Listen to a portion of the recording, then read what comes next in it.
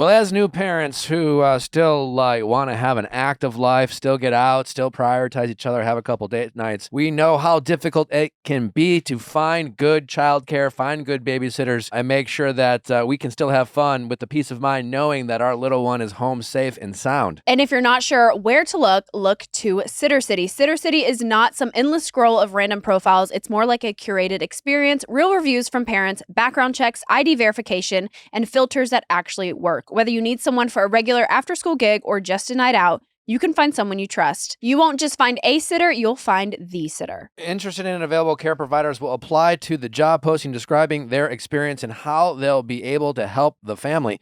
Families typically receive applications within 2 hours. Narrow down your options with detailed profiles, professional references, and parent reviews. Since their founding, millions of families and sitters have trusted Sitter City to help them find childcare or job opportunities. Along the way, they've been a leader in trust and safety and have developed processes and tools to help our community make decisions with greater confidence. They have dedicated trust and safety teams, sitter ID verification, request background checks, advanced scam protection, family watchdog screening, ongoing site content monitoring. So if you are looking for some trusted childcare for your kids to enjoy some life outside of the house, you got to check out Sitter City. Go to sittercity.com and take the guesswork out of finding care. Breathe easier knowing your kids are in good hands. Visit sittercity.com today to get the care you need. That's Sitter City, spelled SITTERCITY.com. You're crazy.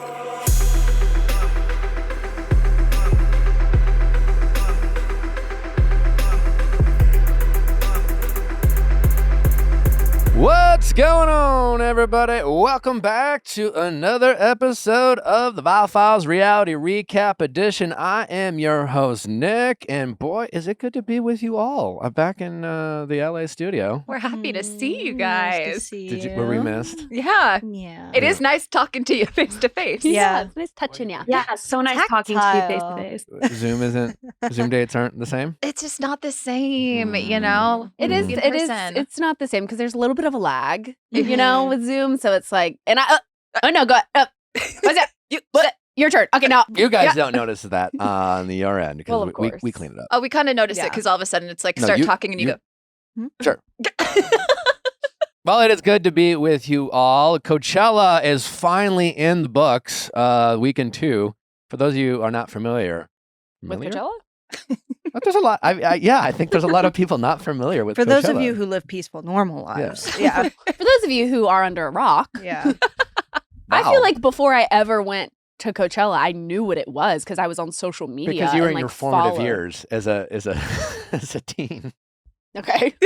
I don't know how to do that I didn't either. learn about Yeah, like what? I Like, didn't was learn that about, a dig I didn't, or I didn't learn about Coachella until I was like in my early 30s. That's because it just started. Yeah. it No, I did? think it started No, I in think the it's been around for a long When time. did it Well, first start? Coachella's been around for a Uh, long time, but Coachella started actually as like more of like a festival, A punk a festival. punk festival. A It punk? was like, Mm-hmm. yeah, it was cool. And It's- now it's Coachella. October 9th and 10th of 1999, and it was like Beck, Rage Against the Machine, Tool, Ugh. Underworld, Art of Noise. Like it was Interesting. a rock show. Okay. Well, a mom of a 5-year-old shuts down. Did she shut down critics? Or They always do. They slam. they slam? Well, Clap slam. back. Well, Clap. slam. You know, shut down. Is basically saying she won. Yeah, I was about to say, I feel like you rarely shut down a critic. Yeah, Yeah. even when you slam, they can slam you right yeah, back. they can definitely slam you back. We've been Uh-huh. accused of slamming people online constantly, but we've never been shutting people down. Yeah. Mm. No, yeah. Yeah. Take that note. Yeah. How do you guys shut? Anyways, what did she say? A mom of a 5-year-old Yeah. has been bringing her daughter to Coachella. She said this was her 3rd year she's gone to Coachella. Her And 3rd year or her She says it's her daughter's 3rd oh, year okay, going. yeah, okay. Her 3rd Coachella. And people are calling her like a bad mom for Uh-huh. taking her daughter to a festival, which I feel like is a weird thing to shame her about. It's like, who knows if she's probably not staying all night. Like, it's a date. It starts at what, like 10 a.m.? It starts really early. Yeah. Yeah, And she said there's always good and bad. There was more good comments than bad, but to me, it's like, okay, have you ever been to Coachella? Do you know that it's all ages? she said, honestly, this is the only festival I would bring her to. I wouldn't bring her to a rave event, EDC, no way. But I feel like Coachella is super safe. You don't see people doing drugs. She's never asked me like, oh, what is that person doing? I don't see it myself, so I think it's safe. Yeah, it's like there's bathrooms, there's a lot of food options, Yeah. there's a lot of room to like lay down if you want to like lay a blanket out, take a little snooze in the sun. Like There are Plus- certainly worse environments to bring Yeah. your child. Plus, this mother is a really big Benson Boone fan, so they're Oh. going to see Benson Boone. It's not like they're going to see Charlie XCX and watching people do poppers. You know what I mean? Like Benson Boone, course. like Are you she's not saying going to be Charlie is not traumatized by. kid-friendly? No, did y'all see the creator? I of love the- that about her. Did y'all see the creator of the Apple Dance is suing? She's suing Roblox. Over copyright. Yeah, Who's Roblox? who's Roblox? It's like that what's little like Roblox? Minecrafty game all the little kids are playing on the phones. I love Roblox personally. I don't play it anymore, but I've played it. Yeah. Okay. And she's suing the game? Did they Yeah, put the so dance in the game, users were able to purchase the dance as an emote for their virtual character, but her lawyers alleged that the platform earned $123,000 from the featured edition. Yeah, that seems like she should get think some of that's that. fair. Yeah. As a platform powered by a community of creators, Roblox takes the protection of intellectual property very seriously and is committed to protecting intellectual How property crazy rights. Blah, blah, blah. How crazy though that she just like was on TikTok, made up a dance to this song, and now it's the most like known dance. Yeah. Now Bowen Yang's doing it in the crowd, And Matt Rogers. and Matt Rogers and Celeste M. Mm-hmm. It is crazy just putting anything on the internet could turn into something. Like she just made a Yeah. dance. How many people have made TikTok dances? Obviously have gone viral, make money off of that, but like to put it in a game that's worth that much, No, that's like Yeah. crazy. no That's one would have crazy. thought. How often do you wash your sheets? Oof, like once a week? Mm. Why? Is that Uh, bad? Well, half the... Are we judging me? How often are you washing your sheets? Me? Nick doesn't, doesn't yeah, wash Nick his doesn't sheets. wash his Before I had a sheets. lady in my life? Yes. You don't want to know. Twice a year. Stop it. Twice Oh my God, a he had bed year. bugs. Were Did you know, itchy? Natalie? What? Were you ever itchy? Natalie, did you know this? No, I did Before not. you slept? I did not. Were you ever itchy? Maybe 3 times a year. Itchy? No, I'm Not always better. itchy. Yeah. Ew. Wow. Disgusting. Yeast infection. You have a yeast You have a infection? ye- Drink some Hey. cranberry juice. Can men get Allah. yeast infections? Why are you asking me? Do I look like a doctor? Sorry, was this I think they can because you can get a yeast infection elsewhere on your body. Oh, okay. Yeah, it's just Isn't that yeast what athletes buildup. what is? It's like Leia, yeast. you look can like get you yeast really inf- want people to know this. Guys, you can... You can get a yeast infection in your mouth. Just so you know. This is disgusting. Why are we talking about this? Good morning. Yeah. Yeah, what? Wash your Anyway, sheets. why everybody. did you bring that up? Wash your well, because sheets. half, according to new polls, 49.9%, not 50%, 49.9% of people wait at least 1 month before washing their bed sheets. I don't understand. No, the more like if I think about it too much, like my pillowcase, I have to wash at least my pillowcase if I can't get to like the full bed once a week. Oh, Like yeah. I have to throw the pillowcases in. Face oil, Ugh. dirt, like just no. My dog sleeps on my bed, so I definitely wash my sheets every week. Yeah. Mm-hmm. I woke up to vomit the other day, so yeah, if I have to. Mm. Yeah, my dog threw up in bed at like 5 in Oh, the morning. not It was Connor. the worst. No, I've been home alone, so it's like fuck you. Of course, I have to clean this up by myself. We have a jam-packed episode lined up for you today. The ladies of Humble Brag, Crystal Minkoff and Cynthia Bailey will be joining us later. And before that, Rae Sanni, stand-up comedian, Emmy-nominated TV writer, and Bravo superfan is joining us as well to talk all things Summer House, Little Bev Hills, put a bow on that. I'm not sure if Rae is watching Atlanta Housewives, but I'm sure she seems to watch it all. So we're excited to have her on. But before we do, I watched a movie not too long ago. By What yourself? movie did you watch? A Simple Favor, which By I had yourself? never seen. Did you watch it by Crazy. yourself? No, I watched it with my wife. Yeah, You were there. We watched. Okay. He's like, You had I seen watched a movie. I'm like, But so you had why seen nothing it. to you? Had you seen it? You had Yeah, seen I it had though. seen it It when wa- it came I out. felt like I was really unprepared for this. Yeah. Obviously, The Simple Favor 2, is it out yet? No, like May No. 1st. It's coming out, starring Anna Kendricks and Blake Lively, who wrote it. Paul Feig, Paul Feig directed. writer it. of Yeah. Bridesmaids. Bridesmaids. Well, he I- didn't write Bridesmaids. didn't write- He he directed. directed. He directed. Did he write Bridesmaids. either of them? Let me see. Because the writing is the thing I'm most Simple taken That back you have by. questions about? Let's Yeah. see who wrote A Simple Favor. Paul Feig directed Um, one of the best episodes of The Office, The Dinner Party. Well, it's adapted from did? a novel, A Simple Favor, and it Uh, was written by Jessica Sharzer. Okay. Was the brother fucker in the original novel? Because that was jarring for me. I don't know. I'm sorry. Do you want to go back? The brother fucker? Well, it's, you If know. I haven't seen the movie, Have you not seen it? Have you seen it? I fell asleep through it. Spoiler alert: she fucks her stepbrother. It's a really good half movie, brother. and it's like it got a little bit of a mystery thriller, like a who done it, what's going on. It's and then in the sandwich right in the middle of this movie, Yeah. Anna Kendrick's character, you find out, fucks her half brother, and maybe her kid might be her half brother. Doesn't sound like such a What? simple favor. And they just kind of accept it as like not that weird in the movie, and it's like I think it's supposed to be weird. She's supposed to not be a good person. Anna Kendrick's character. Yeah. Okay, But she like comes off like mousy and like at first timid. she's like Yeah, one of she's the a- most likable people, and then as the movie goes on and She's a on and freak. on, you're like, oh my god, this person's atrocious. Yeah. Like, I she's, never want to meet this person in real life. it was disturbing. Was that what made the movie so popular? Was it the brother fucker? I honestly did not remember that at all, so it can't be. I How thought did it was you- just martinis. How did you miss that? I thought it was Blake Lively's ties. Yeah, Yeah, the ties gosh. really did And have it was a Phil moment. from Schitt's Creek Yeah. played the brother, the Mhm. brother fucker, the sister fucker. Yeah. It kind of, have They you, romanticized it in a weird way. wait, if you liked A Simple Favor, I have another movie Well, recommendation for You you. didn't like it. It was- Well, you'll no, like this I- one more. It's giving Game of Thrones. Yeah. I was like in the middle of being like, oh, this is a pretty good movie. Mhm. I was just like, oh my. Am I huh? understanding this correctly? I was so taken back. Similar movie without the incest. Ingrid Goes West. It's Aubrey Plaza and Elizabeth Olsen, and Elizabeth Olsen is like very like 2010s influencer, Coachella, like everyone loves her. Aubrey Plaza is like a psycho who like stalks her and tries to like take over her life. It's a really It's good really movie. good. It's Yeah, great. that sounds good. Love I it. was just alarmed that such a popular movie's main like through line was the fact that she And are we carrying this Why- storyline through to the second one? why Good question. Who's to couldn't he say? just be the stepbrother? It's still weird. It's still wrong. Because I but, think like, the half totally brother. not. Because I think the half brother is more of a shock value. I think it's in there for shock value. Yeah, Like no, I was gross out, shocked. gross Yeah. out John Waters like nasty stuff. Ugh. Yeah. Anyways, we're about to celebrate our 1 year anniversary. Wow. That came fast. I know. Yeah, it's this Sunday. Congrats, guys. How do you This feel like we Sunday. did? What are you gonna do? What are we gonna do? We're gonna go to Stagecoach for one One night.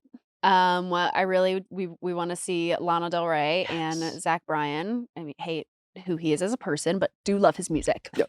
Unfortunately, You can Does- separate does the make two. good music. Mhm. So Did get I will be engaged closing to my one of his eyes. songs. Ugh.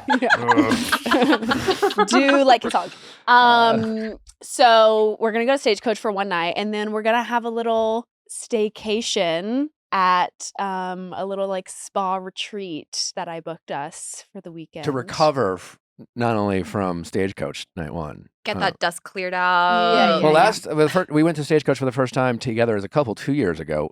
Missed it last year because of our wedding. Yeah. That whole Um, thing. Yeah, that whole thing. So now our wedding anniversary will be on Stagecoach every year. Look we at didn't think about that that. whenever I And- picked the But you always have something to do. that is true. the NFL draft is also this weekend, and it is hosted by it's in Green Bay, Wow. and I'm so in love with my wife that I didn't even ask if we could Well- spend our anniversary in Green Bay at the NFL draft. I do That's feel like love. the Monday after our wedding, you were like, "Hey, so this is happening." Yeah, I did, yeah. You like gave me the heads up, and I was like, "Oh, that's what you want to do for our 1 year anniversary." Yep. So, but yeah, he got me like a really extravagant gift, didn't you? We got I thought you already got it. No, she I put also those words planned right the in your mouth. gift. She's like, and it's getting delivered I planned the tomorrow. gifts. we were doing a joint gift. Oh my god. Do we want to share? week. Are we I keeping wanna it together? know. Okay. We'll share next week. Okay. Yeah, Okay. How do you feel like we did? for a year? Us. Listen, I think we've been through a lot. And I think Listen. I mean, like the 1 year definitely, it came with some challenges. I think we held on to each other and worked through them as best as we could. Obviously, still working through some of them, but shit, I mean, it's been the best year of my life, all things considered. So, I love you. oh my god, why are you looking at me like that? You don't agree? No, I agree. Well, what do you think of our year? I'm really proud of us. Yeah. No, we've definitely been through a lot lately, but it's gone by fast in the best possible way. I know, Yeah. kind of crazy. Yeah. Should we leave? Yeah. It's really romantic. Mhm. And you guys have accomplished a lot together, We have. separately. You raised a baby. Yeah. Raising, but like She gonna currently be a still. toddler soon. Yeah. Mhm. Gracie, Yeah. I'm just thinking about it. Yeah, it went by fast. It really did go by fast. Right? That's crazy. I didn't even think about it until you just said it, that it's already like been a year. We haven't even posted our full-length wedding video, but we decided to do it on our 1-year anniversary. what? Wow. we've been Yeah. waiting. Wait, so Have you're you? gonna post it? On our 1-year anniversary. On our Yeah. 1 year anniversary. So you'll see it Sunday. How long is it? I think it's like 6 minutes. Six Yeah. or 7 minutes. Oh. Yeah. You said full length. Full length. That's a 6. You want a We want you an want hour. the 48-hour version? Yeah.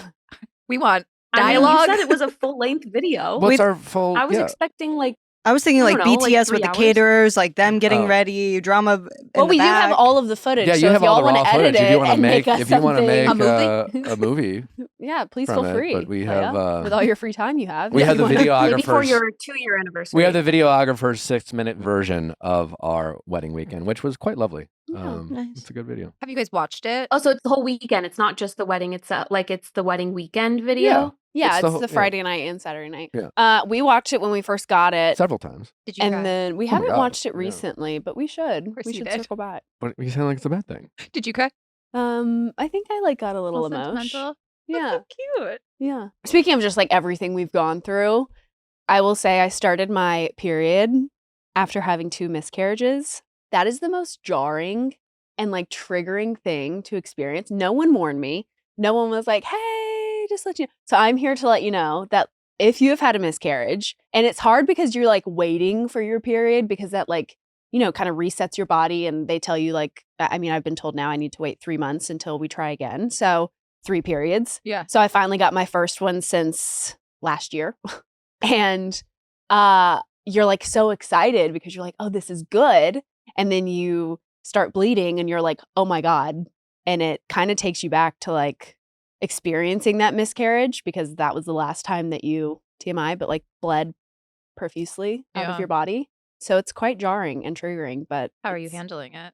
I think it's just trying to compartmentalize, which I'm strangely very good at. But I think, yeah, just trying to be like, this is not that. Mhm. And this is the A restart. beginning. Yeah. So this is like the start of hopefully will be the next good chapter. But yeah, that is a tough one. I'm sorry that you're So- going through that, but I'm excited for what's to come for you in the future. I know, us too. I just wanted to give anyone a heads up if you're in that boat. I posted about on Instagram this morning, but if you're listening and you have experienced your miscarriages or you're waiting for your period, heads up, warning, prepare yourself. It will be a little bit of a trigger. But I do think like people have asked, kind of like how we're handling it. And I will say like talking about them is healthy. I think friends and family who like aren't afraid to like ask about it or talk about it, it kind of like keeps them alive in a sense.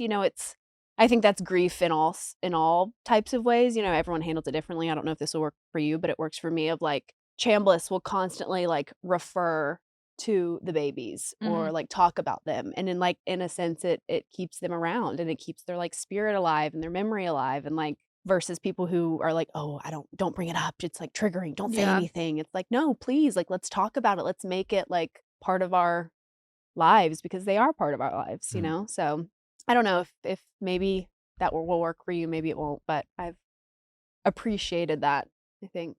No, I love you. I love you. Should we get into something a little bit lighthearted? The world still hates Katy Perry. Yeah. Listen, can you imagine being like, we're going to go to space and it's going to be so fucking cool. And then it's like the most laughable moment of like our history. Like no one finds it empowering. No one Not is at all. charmed. No one. Like that must be the most just like backhanded. Like you think you're going into this like empowering and super, and everyone's just like, you're a laughing stock. Well, I think the problem with it is the whole like reference to it being empowering. Like sometimes like it's just a fun trip for the 5 people involved. You know what I'm saying? Like sometimes it's not deeper. Like when we try to make it deeper than it really is and try to put some sort of meaning behind it to justify, like, Jeff wants to send some people up to space, like, and good for him. I'm not one of those people who's always like, oh my God, imagine what, like a bunch of privileged people are doing a bunch of privileged things constantly. I'm not worried. It's just like, shut your fucking mouth if you want people to like save the world every time you do something for yourself. That being said, like trying to make it a sort of more deeper meaning and trying to call this event some sort of empowering moment for anyone. Space mission. Well, they Or should space have is this kind of silly. It's just like, hey, a bunch of celebrities got to go to space. Cool. Well, That's they it. should have just highlighted the Rich other people gotta go to women. They should have highlighted the other women who were there who actually do have like backgrounds in this space. Yeah. Pun intended. So the actual astronauts? What were their names? But it's like we should have been highlighting them. We should have been like Katy Perry and Lauren Sanchez, like in their interviews, in their like promoting this, they should have been like, and we have these incredible women with us who like have studied this. Like they should have been hyping these other women up instead of like trying to put them in the shadows. I felt like that probably could have changed their course of action a little bit. But I think that's the most representative thing of Katy Perry's brand of feminism. Because all Katy Perry is doing, if like when you're talking about when you're talking about this mission at large of it being like the most shallow thing in the world that's like representing women and women power, like that is Katy Perry's entire brand. So it makes complete sense for her to have like this whole thing of I am a woman, I am doing this, I am bringing power, and then shutting out any actual conversation regarding what that means, who is actually doing the work, that kind of stuff. To Natalie's point, though, like Amanda Nguyen, this is someone that I didn't know until after the backlash to Blue Origins, but she had a career in bioastronomics, and then she unfortunately experienced like SA and then became an advocate for it and actually drafted policies. And then she thought she left like the career of like astronomics, and then now she was on Blue Origin's trip to space. So it's like we don't know about the people that like people are talking about her now because people are like, wait, we're all mad at Katy, but like look at the people that should have gone up, Yeah, but and it's only getting brought up after. Exactly. It's like, wait, what? Who are we forgetting? But her story is like, empowering. So it's like, why wasn't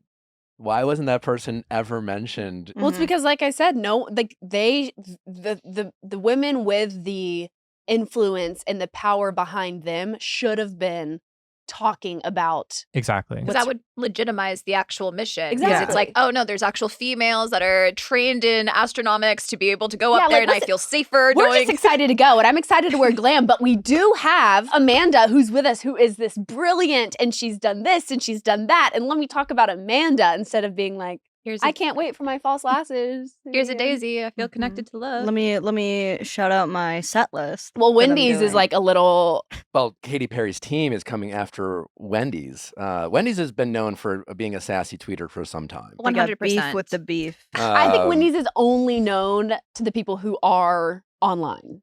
Like, sure. The people who don't know who Coachella is don't know that Wendy's is sassy. They just know Wendy sells a good like chicken nugget. A square burger. Nevertheless, but whether you've been paying attention to Wendy's Twitter account or not, they have been a little sassy in the tweets for some time now. But someone from Katy Perry's team does not appreciate her sassiness. They say it wasn't a harmless banter. This was a billion-dollar brand using its platform to publicly demean a woman. Because Wendy's Thoughts, tweeted feelings, that they wanted to send Katy Perry back, which, as a billion-dollar corporation representing $1 billion, it's definitely like it was probably just an intern tweeting that. This is what I wondered too. Is like I'm like, did somebody get in trouble for this, or were they congratulated for this? Congratulated! It's making news. We're talking about headlines. Wendy's we're talking right about now. Wendy's. My favorite part of this They was have when great Frosties. Everybody. Oh, shout out to the Frosties. I guarantee the person that tweeted that was like, the second it's like when the boss calls, it's like, was this a good thing or a bad thing? Was this a good thing or a bad thing? Thank you. My favorite part of this was when Katy Perry's quote unquote team, so Katy Perry, was mad that they said, so Katy Perry's team was like, what's worse is the face of Wendy's is a woman, which makes this decision not just hypocritical, but painfully ironic. Like they really thought they got Little Miss Wendy. Little Miss redheaded pigtailed Wendy. And I'm like, ironic or painfully? What's the difference? It's not just hypocritical, but painfully ironic. She also said telling a woman that she should be sent back is shameful bullying and reflects a troubling willingness to tear down in today's society. We amongst many of the other words we have watered down, misused, and bullying is up there for me. Yeah. I'm sorry. Yeah. Just because you talk a little shit to somebody doesn't make it immediately bullying. Have you ever riffed? Christ. God. Have you ever had a banter? Yeah. Have you ever had fun? Have you ever laughed? Yeah. Have you ever Goofed? laughed? Goofed even? Truly. Well, Yeah. Wendy's has responded. Oh, they have. They responded and they did not apologize. They said, we always bring a little spice to our socials, but See? Wendy's has a ton of respect for Katy Perry and her out of this world talent.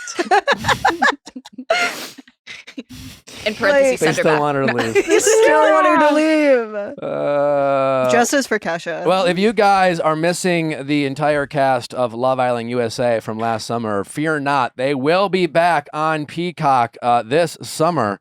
Serena, Janae, Aaron, Miguel, Leah, Kaylor, Connor, Kenny, Olivia, and Kendall. Kenny. Do you think Connor's on to replace Rob? Rob is the obviously most notable absentee from this list. Cordell is also not on the list, but Serena is. And it seems like there was some, apparently Cordell's booked and busy, which is why he's not part of this cast. Rob is just like out. He's just like, I'm good. He's doing music videos. He's doing music videos. Catching snakes. Honestly, like, good for Rob. Like, He's made a brand. Get him on or Animal just like Planet. he's stuck to his guns. Like, a lot of people like talk about, what, It sounded like you said he sucked his guns. sucked his guns? It did sound that way. God. Stuck to his guns. Sorry about that. It's okay. Yeah. Well, I'm excited to watch this. I'm so excited about this. Can you imagine the pressure that this upcoming season Love Island USA Oh, is yeah. under? Yeah. That's why I think it's going to be so messy. I just hope it's not over the top in the sense of just like feeling fake because everyone's Performative. trying to like have their like Leah Yeah. one-liner TikTok go viral Yeah. moment that we're like none of you actually have real connections. Yeah. But I feel like also seeing that they got a spinoff because they haven't started filming, right? It's pretty like Well, live kind of. She said it was a docu-follow, which I don't really like. No, I'm talking about this upcoming season of Love Island Oh, USA. no, yeah, they haven't started Yeah, they yet. haven't started filming. So I feel like the contestants who are going now see Yeah. that Yeah. the previous contestants got a spinoff. Yeah. So they're like, let's fucking bring And, it. and sometimes, there's a fine line in reality TV between like performing and just being yourself and just like living in the moment. I think this cast that did so well really just lived in the moment. They really just And USA was like flying under the radar for a while. So it's like it wasn't performative in the way like it was just like these are their genuine reactions. And then it just blew up because like some of them were just walking sound bites. Yeah. But it's like I just don't want people going in there trying to be like, okay, who can I fight with? What's my next overalls Yeah, comment? Yeah. well, I'm excited to watch it. Right? Well, Leah actually requested to not have certain producers. Do we know, is this alleged or is this No, She got she in the said horse's it. mouth. Leah requested that certain producers from Love Island USA not be on the spinoff. She said, I gave them specific names of who I wouldn't work with again. Basically saying that I guess some producers kept her and Miguel away from each other to like keep the Leah and Rob of it all going. And she was like, I'm not down with that. I don't want them around. And they were like, you ask and you shall receive. there hasn't been a single breakup No, yet from I'm this cast, which is shocking. Well, there was right after. Well, I mean, like, well, not Kaylor. I'm addicted to Leah and Miguel's TikToks. Like they're Yeah. so obsessed with each other and they're so funny. So I'm so excited just to like watch them the whole time. There is someone who posted a photo of Kaylor and Liv arguing at an event they went to. do you think it's So- real or do you think it's staged? Potentially staged, but at least we know there's trouble in paradise. The breakup of blonde moments? Yeah. No. And Aaron, wait. Kaylor and Aaron under the same roof again? The I know, drama. I cannot wait. The drama. Fuck. I'm predicting a bounce back for Aaron. Honestly, I miss hearing, fuck, Aaron. Aaron! I do miss it. Yeah. I like wasn't even watching Love Island at the time, but like I still like Yeah, it's in my brain cemented. that's good. All right, well, I think it's time to get into a little summer house. But before we do, let's bring up Rae Sanni to help us break it all down. We've been out of town for a little bit, and while we were gone, we decided to paint our house, and that enlightened a fire in me to start some new home projects, maybe renovate a little, maybe get some new furniture, and Wayfair is the best place to do that. Wayfair is the best kept secret for home improvement. They have a bigger selection, options for every budget price point, top home improvement brands, easy and free shipping. You can find some essentials on Wayfair, whether it's your bathroom vanities, vanity lights, toilets, tubs, kitchen hardware, outdoor showers, planters. I mean, the list goes on and on. Natalie is right. Wayfair has everything you need for any project or any room that you are looking to upgrade in your house. They truly have you covered. They can be your partner in whatever project you are looking to tackle this spring or summer. There is something for every style in every home, no matter your space or budget. Free and easy delivery delivery, even on the big stuff. They'll help you set it up. Find all your home improvement must-haves from flooring to light fixtures to faucets to hardware, all in one convenient place. Shop the best selection of home improvement online. Get renovating with Wayfair. Head to wayfair.com right now. That's WAYFAIR.com. Wayfair. Every style, every home. Hey, renters out there, are you taking advantage of Built Rewards? You can rack up points on groceries, travel, and nearly everything else. So why not on one of your biggest monthly expenses? With Built, paying rent finally pays off. There are no costs to join, and just by paying rent, you unlock flexible points that can be transferred to your favorite hotels and airlines in a future rent payment, your next Lyft ride, and more. When you pay your rent through Built, you unlock two powerful benefits. First, you earn one of the industry's most valuable points on rent every month, no matter where you live or who your landlord is. Your rent now works for you. Second, you can gain access to exclusive neighborhood benefits in your city. Built's neighborhood benefits are things like extra points on dining out, complimentary post-workout shakes, free mats and towels at your favorite fitness studios, and unique experiences that only Built members can access. And when you're ready to travel, Built points can be converted to your favorite miles and hotel points around the world, meaning your rent can literally take you places. So if you're not earning points on rent, my question is, what are you waiting for? Start paying rent through Built and take advantage of your neighborhood benefits by going to joinbuilt.com/VIALL. That's JOINBILT.com/VIALL. Make sure to use our URL so they know we sent you. Joinbuilt.com/VIALL to sign up for Built today.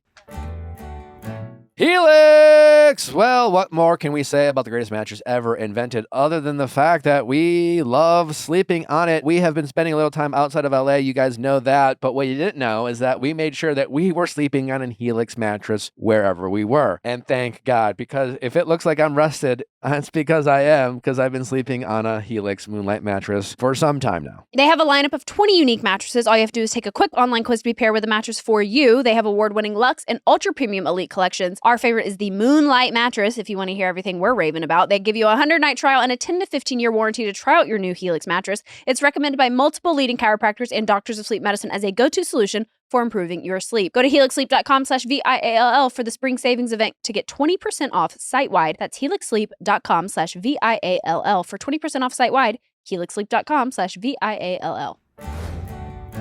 Hi. Hey, Rae. Hello.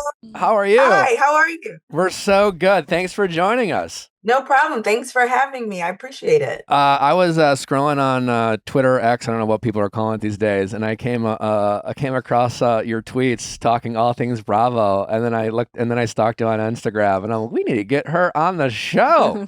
That's so nice. Thank you. I hope I didn't say anything too crazy. I just like that you were just like, you really believed in your commentary, I kind of forgot what, but you had some great takes. And then obviously I looked at your background. You're a stand-up comedian. You're a Emmy nominated TV writer. I was like, we need to get her on. Do you mind if we start with Summer House, or do you want to maybe put a bow on your thoughts on the Beverly Hills Housewives season? Let's start with Beverly Hills since it's a little further in the distance. Okay, let's start with Beverly Hills. The big thing I think right now people are trying to figure out the Garcelle exit of it all. This past week, we noticed that Garcelle unfollowed Sutton, which a lot of people were surprised by. What are your thoughts on the exit overall? Part of me is kind of thinking, you know what? If she wants to go, I'm happy for Garcelle. She seems like she's prioritizing her mental health. I don't know. I'm fine with her leaving. But do you have any other commentary on this? The situation? I'm fine with her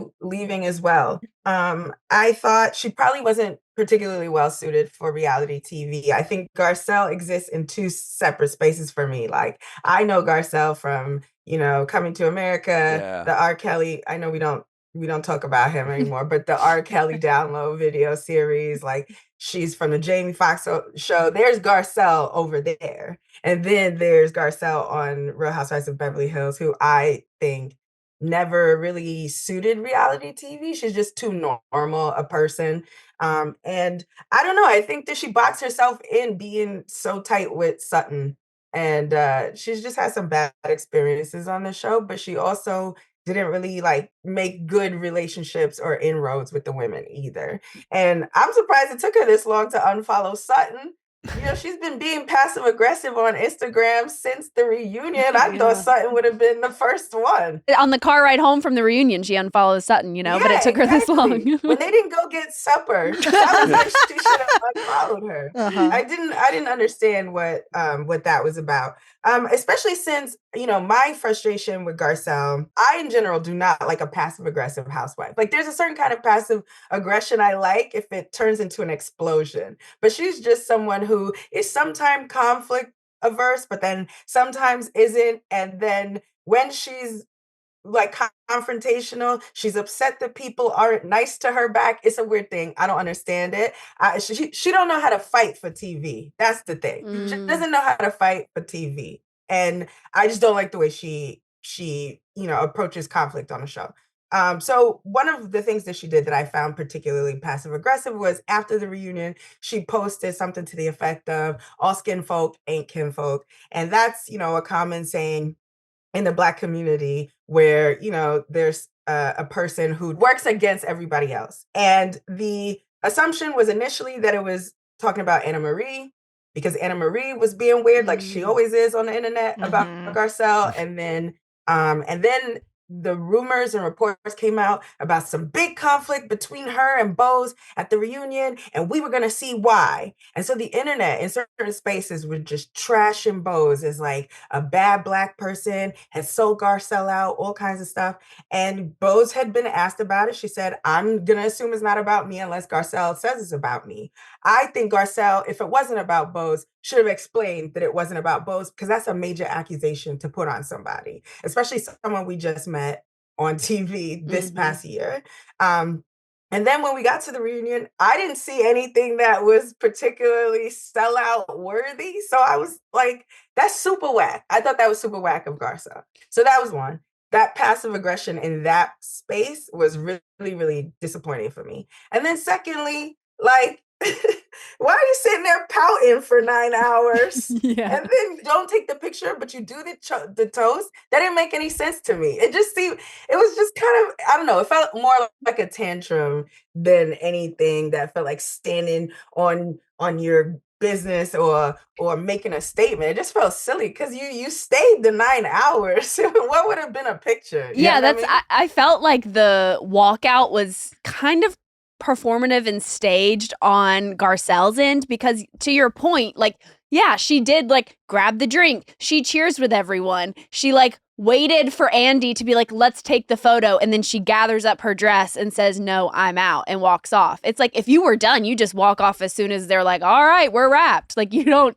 cheers with everyone and like wait for your moment. It's like she'd been fantasizing about the exit those 9 hours while she wasn't, I don't know about that. I wouldn't say that it was staged. I think that because at the beginning of the taping, she did say that she wanted to take a photo. I felt like it was something that metaphorically meant something to her. Like, I think she did care about the picture. I just think it was corny to care about the picture and not anything else. But it did seem to matter to her. And I think the moment that broke her, which is, again, why I was shocked that it took her this long to unfollow Sutton, was when Andy's asking everybody, what's your surprise of the season? And Garcelle's like, oh, I met your mother and I saw the dynamic between y'all and it made me understand you more. And then Sutton just turns right around. She's like, Erica and I are best friends. I was like, wow, this girl has been leaving you hanging the whole time. Like, it's crazy. And that, I think, was the moment that broke her. I think there was like a slow build or whatever, but that was the moment that broke her. I guess my disappointment was in how she articulated what was happening to her throughout the 9 hours that she was sitting there. Because Andy was like, do you want to talk about why you're upset? And she was just like, no one smiled at me. I was like, girl, please. Like, she was like, no, they girl greeted me when everyone walked in. But since we've been here, no one has made eye contact with me and smiled. And it was like, it's like, because you're accusing this woman of insurance fraud. Like, I'm not going to smile at you if you accuse me of crimes on national television. Like, what are we talking about here? This is crazy. You make a good point when you said, like, I'm not sure if she ever, like, made a good housewife in the way that she fought her battles. And like, now that you're saying that, I'm thinking, because like Garcelle has such an illustrious background, like she really, compared to a lot of her peers, like maybe even more so, like, definitely more so than Denise Richards. Like, I know Denise Richards was a Bond girl, but like Garcelle had a long ass, like really impressive career. And it's kind of almost like, it's like in a way she feels like she's kind of above the drama, in a way that almost like Kyle tries to be, but Kyle successfully kind of gets other people to have her back. And it just seems like Garcelle really wanted Sutton and maybe some of the other women to like be her friend. Yeah, be her friend and kind of like have her back. And like they were just never going to in ways that she expected them to. But also I don't think she cultivated relationships in a way, like this thing. We've been watching Housewives for what, 17 years? Oh, that's so embarrassing. But I'm watching this stuff since college, and you sort of start to see the formula. You sort of start to see how you're meant to maneuver, particularly on Beverly Hills. I mean, we've seen how much producer interference there is, all the chess moves you have to make, and Garcelle wasn't making them. And I guess she just didn't feel the need to create inroads in certain places. And I also think that her mistake was fan service to the detriment of her relationship to the people in the rooms that she would have to be in. I think that was a big miscalculation on her part.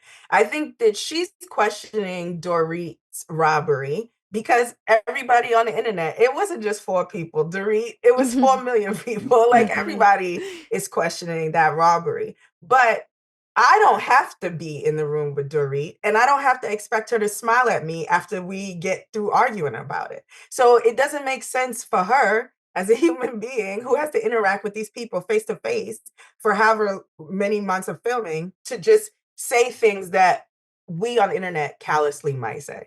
And to forget how human beings interact with one another, which is that you can't indirectly accuse my husband of a crime and expect me to be your best friend. For her to have forgotten that part just seemed really crazy to me. Yeah, no, I mean, it happens often, I think, with the Housewives, where sometimes they forget that there's a huge difference between any of them saying something on this show that is platformed to millions of people versus any of them reading, whatever Reddit or blogs or various rumors that are just like being thrown around between fans. And fans are just like having fun being fans, not really knowing who these women are, not having access to their lives off camera. And so when one of these women who do have this incredible access, have these friendships, know these people's spouses, repeat a rumor or platform these theories, it is just night and day, and the fact that Garcelle doesn't see that is why. I mean, Garcelle is not the only one. And even if she was going to, right, she insisted upon it being her feeling. She just felt that way. Yeah. They're entitled to not smile at you because they don't like how you felt. I don't understand this notion. I hate that. I hate the it's just my opinion. And I can think your opinion is dumb. And I can think your feelings are fucked up. I thought her rant at the end in the dressing room was so bizarre. She said, I took accountability and no one had my back. And I'm like, why would anybody have your back? And that didn't look like taking accountability to me. It looked like you were like, well, that's how I felt. Okay, sorry if that bothered you. Okay, and then I'm not gonna be your friend anymore. I don't understand what she was confused about. Taking accountability sounded like her doubling down on her opinion. Yes, exactly. And I could see why she felt like people don't give her grace, but people give grace to people they like. I forgive people I want to keep around. I forgive people who are in my life and I don't want them to go. I'm not going to give grace to someone who at every opportunity seems combative with me, which isn't to say that those women didn't start conflict with Garcelle. They absolutely have on multiple occasions. But again, grace is reserved for people that deserve grace, and the way to deserve grace is to be likable or worth keeping in my life. And I don't think Dorit is crying because Garcelle isn't coming back. Y'all hated each other. Why would there be grace? And then it sounded to me like, was she saying no one had my back? Like she expected the other women in the group to say along with her that Dorit's robbery was staged? Because that means that you also want other people to get on TV and possibly slander their friends. That's a weird expectation. And I honestly think that is the expectation because I know that Garcelle's not the only person in this circle of friends who have talked about that rumor. And so she's heard, I don't even know who she's heard, but she's heard other women talk about it. And so, yeah, she kind of expected, I guess, at the reunion to say, well, I know you think this too. I know you've talked about it, but there's a huge disconnect between like her not understanding why the other women wouldn't want to bring this up, because you're accusing someone of a crime, and it's different when you're just having drinks with a friend. Yeah. It's weird because I don't understand why she didn't take the social cues throughout the season, right? Like whenever she seemed to try to bring it up on camera, Sutton didn't play along. So she should have anticipated that she wasn't going to play along at the reunion either. Like that just seemed pretty silly to me. Now, however, I think Sutton let her down tremendously in other ways. Like Sutton should have gone after that woman when she left the set. Like Sutton should have followed her friend and been like, but Sutton was sitting there being like, I don't know why she's so upset, like kissing up to these women. And if I had watched that on television, I doubt Garcelle's even watched the reunion. Probably. I don't think she cares. But like, if I saw Sutton talking about me with the other girls like that, it'd have been over. I don't know why she waited a week to unfollow. Maybe she just watched it over the weekend, and then that's what prompted the unfollow. Who knows? Props to Bose, though. I mean, I actually forgot about that line, but like that's such a great response to an accusation to say, unless I know for sure it's about me, I'm just going to assume it's not. Like Bose never takes the bait, like in a way that like most housewives do. She's been one of my favorite housewives, period. And just given like the track record or lack thereof of new housewives, she's really had an all-star performance season 1. It's really been incredible, especially in Bev Hills, where I think it's even harder to be like a newbie. Right. It's really been incredible. I totally agree. I really like her. I prefer my housewives. I don't want to say like forceful, but like I prefer my housewives powerful. And like, one of my favorite housewives ever, although she is in deep trouble right now, but Kenya Moore is one of my favorite housewives ever. I fell in love with Kenya Moore because on her first season of Real Housewives of Atlanta, she came to the reunion. Literally every person on stage hated her. Every single person. And she defended herself and spoke well for herself, and she wasn't backed down. And I like that about Bose. A lot of the time I've seen people online say, oh, they're just going to do to Bose what they did to Garcelle. Dorit is going to turn on Bose. Kyle's going to turn on Bose. I don't see that happening because Bose seems so sure of herself.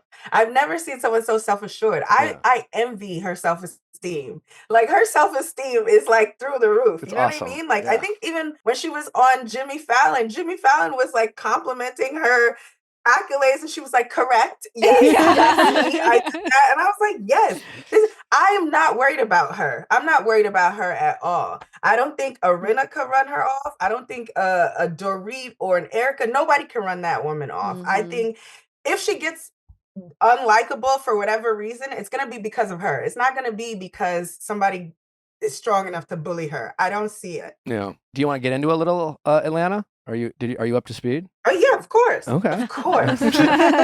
So, I mean, you mentioned that Kenya is one of your favorite housewives. Where do you see this whole situation with the revenge porn or not? I mean, I don't know if we're calling it revenge porn because technically it's not, but like, what are your thoughts? She seems to be really, I don't know, in my opinion, still doubling and tripling down, like, and having kind of these semantical arguments. But I mean, a lot of people in the Bravo fan base have Kenya's back. So where do you see this whole situation? Well, so if you know anything about Kenya, she loves a semantic and technical argument. She loves technicalities. She loves semantics. That's her MO. So I'm not surprised she's doing that. I think she probably has realized she probably won't get her job back, which is why she's bugging out on the internet. That makes sense. Anyone who wanted to stay in Bravo's good graces wouldn't be doing what she's doing, which is, doing YouTube videos and explaining her side, doing her confessionals or, retweeting negative posts about Cynthia or all of this. And, she even commented that Andy and his podcast partner sounded ignorant talking about like the incident. I think that she was wrong. I think Britt was wrong. And I think production handled Britt threatening Kenya very terribly. And also, I think that Kenya was wrong. I think two things can be true at once. Like Britt was an asshole and Kenya was an asshole too. And I think it's okay to say that Kenya did something wrong. I'm not the kind of person who thinks that just because someone has done something wrong to you, you get to retaliate any which way. I think that is such a silly notion that a lot of the Bravo fandom seems to hold on to, that if you step on my foot, I get to shoot your mom. That's not how it goes, you know?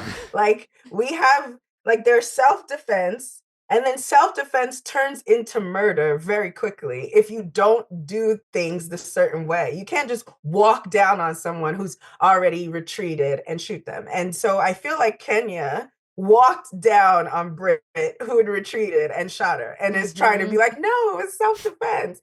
This lady showed up with flowers. Do I believe that apology was sincere? No. I think Brit was worried she'd lose her job and had heard things either through production or the other housewives on the cast and was like, oh shoot, I stepped in it, and, you know, tried to make amends. But Kenya wasn't going to listen to that. I think Kenya felt abandoned by production. I don't think she was wrong in feeling that. I think she was disappointed in that she realized they probably weren't going to take the kind of action she wanted them to, which is to fire Brit.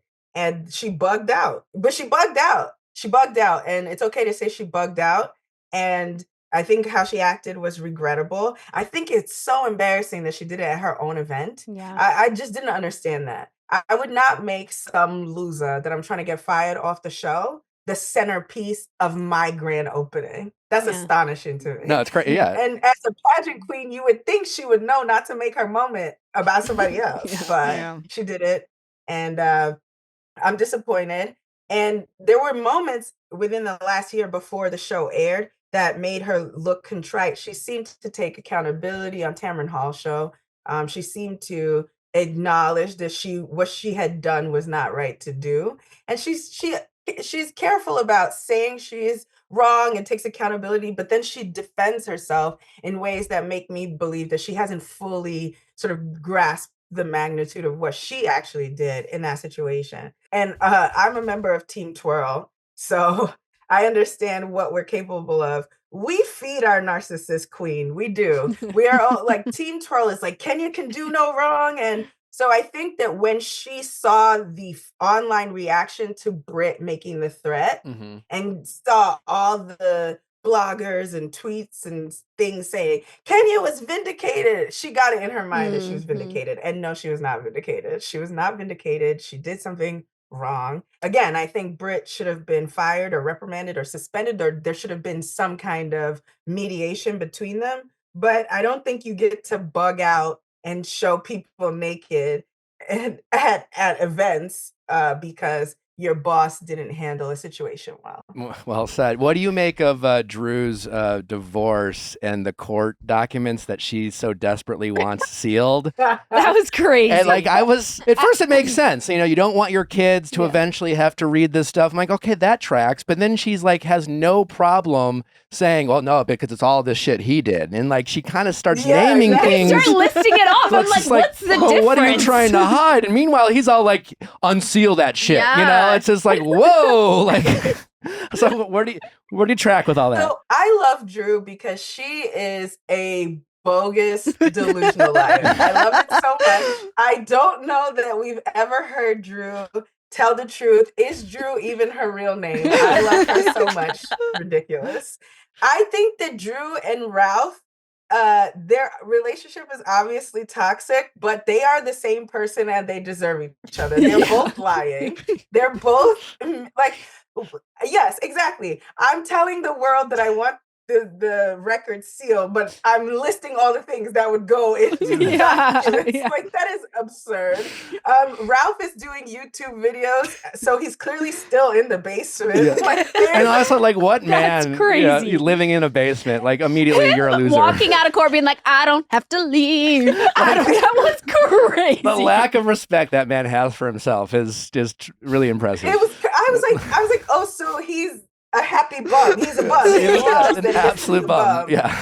Because I thought it was standard that, like, the parent who probably doesn't want to be the custodial parent leaves the house. And as we know, the way divorces tend to go, the mom holds on to the kid, the father leaves the home and pays child support. I don't understand why he's fighting. Why is this judge like, no, stay downstairs? Like, who is this judge? Are they even a real judge? Or is it like one of their friends? I was very confused about the judge. I wish they had giving us some of the judges' reasoning. Yeah. Because I could not understand why it was like, stay in that basement. Please stay in that basement. And he said, yes. Show everybody that y'all were cheating. I could not believe it. And his lawyer seemed too ecstatic for me as well. I was like, are you this thrilled to be representing a bum? Like, what are we doing here? Yeah. We have a lot to obviously still talk about Atlanta, but I wanted to get into Summer House with you before we let you go. Sure. A lot happened this past episode. I have empathy for Jesse. He has cancer. It's like it's the cancer pass. No. I don't like, but I'm not. He's not right. But this episode, I think, took it too far. The Jesse and Lexi. I do think he was love bombing her. I do think him being like mad at her for whatever she was doing with West at the club, and then being like, it wasn't the same. It's different than what I did. And like, but I love you so much. Let's make up. Let's have sex. Let's like spend the night together. Yeah. Everything's fine. 37 minutes watching an orgy is the same as Lexi like holding up your drunk friend. Well, in his words, like putting his her hands on his shoulder or something. Wes I don't know. was the one that was giving her a massage, according to Jesse. That- and she's like, all I did was hold up your drunk friend. Why is he mad at Lexi then? Because he's toxic as fuck. He's creating a fight so that he has the upper hand. Exactly. That's all he's doing. Yeah. I've had a recent situation with a narcissist, and God bless Lexi. She's 26. I am 37, and my narcissist got me at 36, and I still fell for that nonsense. So, she's doing pretty good considering she hasn't hit 30 yet. She's a lot more mature than I would have been at that age. But Jesse, I think, is a terrorist. Like, there's nothing, I see no upside to this guy. First of all, I don't trust a guy who smiles that much. There's no one that happy. There's nothing that joyful. No. I know the whole cancer thing. He's probably just happy to be alive and be here, and I get that. But you can't guy smiley me all through life. It's weird. I can't do it. And also, I think I'm a kink shamer. Listen, I'm gonna kink shame. I think it's weird to watch your new friend have an orgy. I just think that is weird, and I think it's even weirder to one of the women that's having a threesome with your friend put your toe in her mouth. If that's all you did, that story is still horrific. Like, you're weird, and like I just think like that's disgusting. I don't know. I just look, have all the sex you want to have, but I just think that that's a weird kind of engagement with strangers on national TV when you just asked a girl to be exclusive, or you're about to ask a girl to be exclusive. And I think not enough is made of that. I think Lexi is showing signs of fight, right? Like, she did try to argue with him. She did try to, but he's doing what he's doing. He's gaslighting. He's love bombing. And so, like, she's gonna figure it out. From all of her interviews, it sounds like she has figured it out. So good for her. But that guy, he's that one. What do you make of Jesse and Sierra's friendship? I think both of them are so whack. I think they're so whack. I think that Jesse is the dirtbag, right? Like, that is the headline. Jesse Solomon is a dirtbag. And then secondarily, I think Ciara's move is so whack. Like, she's being really corny. The fact is, at this point, she knows that they're exclusive, even if he's not her boyfriend, right?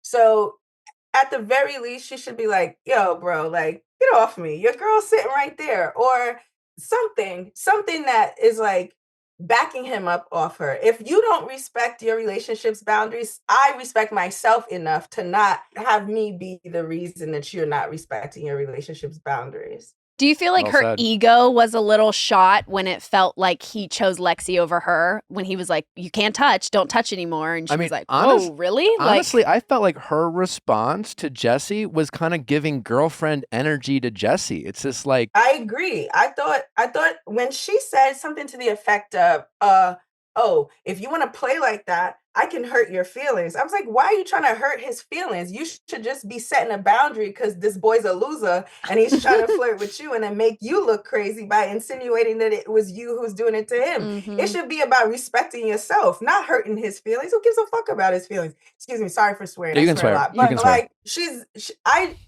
one of my frustrations over the course of the series with Ciara is, to me, she just seems too interested in male approval or male attention, and it's usually from dweebs. Like Jesse's a dweeb, Wes is a dweeb, like Austin's a dweeb, like they're all dweebs. And it's just like, yo, if I looked like Ciara, Jesse Solomon could not touch me because I would be at some NBA player's house off camera in the Hamptons. Like Jesse Solomon couldn't touch my knee. So funny. Right, that was so I finally funny. got someone on my team about Ciara, finally. Listen, I think just back to like last season, I think whatever, Wes has plenty to apologize for, but aside from what Wes did and what he has to apologize for, I think more than anyone, I think Ciara played herself when it comes to her and West.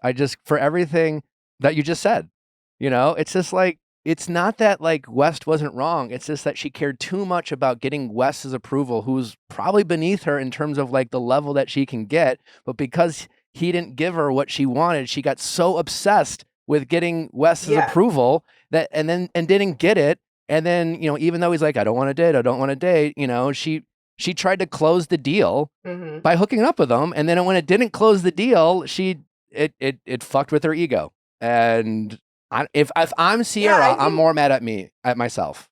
That's all. I agree. I personally don't think that the fury that she has displayed earlier on in the season toward West was warranted. I think he was a dickhead, and people be dickheads when you're dating. There's standard dating. You know what? Okay, I don't want to pontificate on this thing too much, but I think that we've gotten to this place in internet dating culture, or just the way we talk about dating online, where we don't allow for people to have been a dickhead in their romantic relationships. There's a certain amount of like addressing patriarchal stuff, or the way men maneuver through society with women, that we got to do. But then there's also like just being a dickhead. We didn't get it right the first time, or I didn't get it right in this dynamic, or this person wasn't for me and I didn't communicate properly.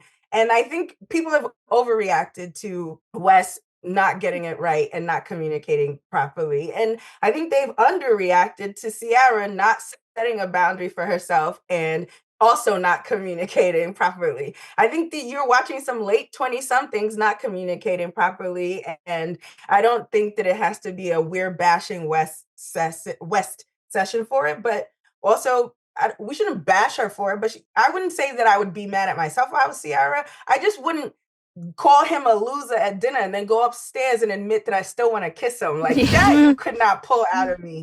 Not on national TV. That's embarrassing. I think she just moves embarrassingly. Like even I think last week I saw pictures of her and Jesse at Coachella, and I'm like, this is loser shit.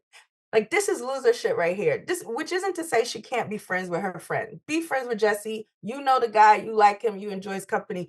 All good. But you also know that the show is airing, and there's a certain narrative being told about you. And there's a certain narrative with Lexi on her PR, tour, that Jesse pit y'all against each other, and he's manipulating the two of you, and that you look kind of funny flirting with this guy who has this girl all goo gaga over him, and then you're going to Coachella with him. Fine, be friends with your friend, go to a festival with your friend, but the post he's posting about you, like pretending to propose to you and stuff like that, it's just like you're letting him use you, and you're letting him make you look like a fool. And even I think Lexi told some story last week about how she had invited everybody to her birthday party, and like I guess nobody came or whatever, but those two didn't come, and they purposely hung out with each other and posted about it. And I'm like, at this point, Ciara, you're being weirdly antagonistic to this girl who, from what we've seen thus far, hasn't done anything to you. She seems to be in her interviews putting all the blame on Jesse, as she should. I don't want to see Lexi going after Ciara. That would be super whack. But Ciara's moving like a loser, and like she's moving like a loser here with Jesse. It's honestly, yeah. No. I feel like Emerald is the most pointless character on this show, I like and him. I don't understand why he is here. I mean, he has given us nothing but having Herpes. sex, literally herpes. He's given us nothing. He's given us like No, he hasn't tried. And maybe he has and they've cut it out and they're just making this his storyline and he's just as confused as we all are.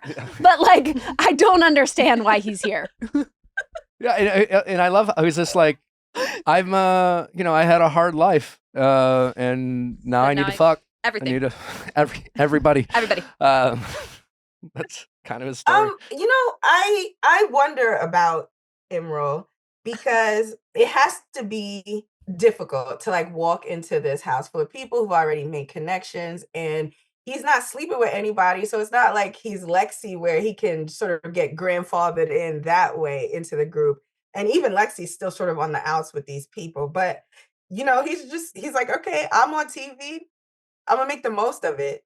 I don't know how you insert yourself in a group that seems that well connected. And I don't really blame him. Now, can he be quieter about the sex? Yeah, be respectful, have some common sense boundaries about like what's going on. You are in a house with a bunch of people, like just be respectful of people like that. But I also think that we haven't seen any footage of them trying to get to know him either. So I don't know what to make of him. I would have liked to see more about a good looking guy in the house with these people because I deserve eye candy too, but they're not showing us anything. And I'm not getting the sense that anybody's trying. And he seems, when people talk to him, particularly when they were confronting him all passive aggressively, which I didn't like, grow up page, like you don't have to accuse him of having STDs, just be like, quiet your shorties down. But he seemed very mature about it and he seems pretty self-aware. I think I wonder if he's getting an unfair edit. And also it's hard to join a new group.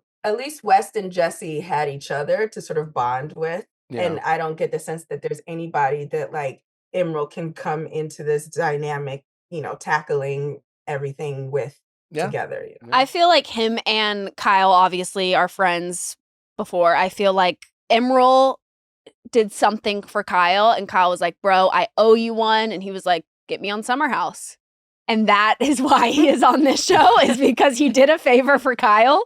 And Kyle is like, yeah, I mean, listen, I started this show, so yeah, sure, I can get you on. And it has got him laid every single weekend. But it doesn't even seem like Kyle's doing much to help him integrate either. No, it was like, the first episode that Kyle was like, why don't you tell him about your life? And then that was really like, all right, I'm out. I have to go. Yeah, exactly. DJ. Yeah. I don't think that they're handling him well. I think actually Emerald would have a very good case for what Garcelle Beauvais felt on Beverly Hills. He's like, no one's smiling at him. Yeah.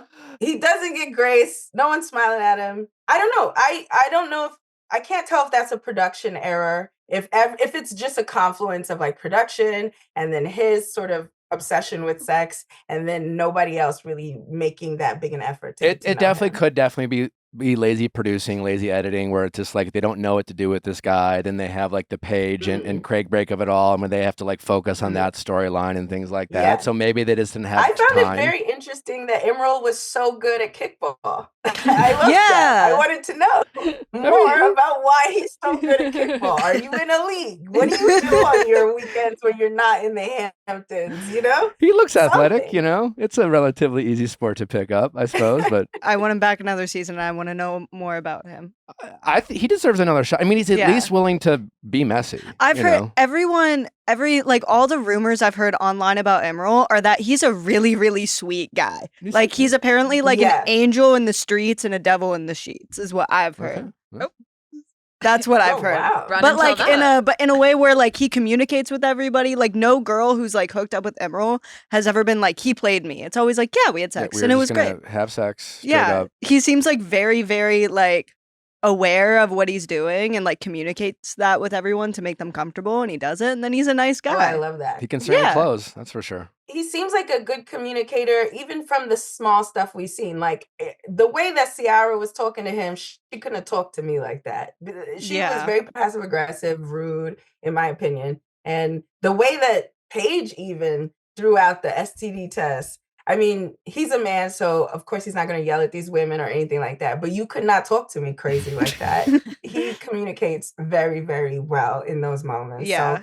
So I would like to see more of him. Even when he was talking about his cousins coming from Bangladesh and at the Shabbat dinner, and they said, and Sierra says, "Tell us that you love us" in Bengali. And he said it, and no one seemed impressed besides Sierra. I was like, oh, they're not like, I don't know. People didn't seem excited about him, in the same way. Whereas like when Jesse sang, and obviously he was singing, so it's not exactly the same, the Shabbat prayer, there was more like a big reaction to him. I think I don't know that Emerald's just getting the same chance. That's all. Yeah, that's fair. That's fair. Rae, this has been so much fun. Thank you. Come back for having me. Yeah, you have great takes. Yeah. You guys are fun. Can you let my audience know where they can find you, follow you, plug anything you want to plug? Yes.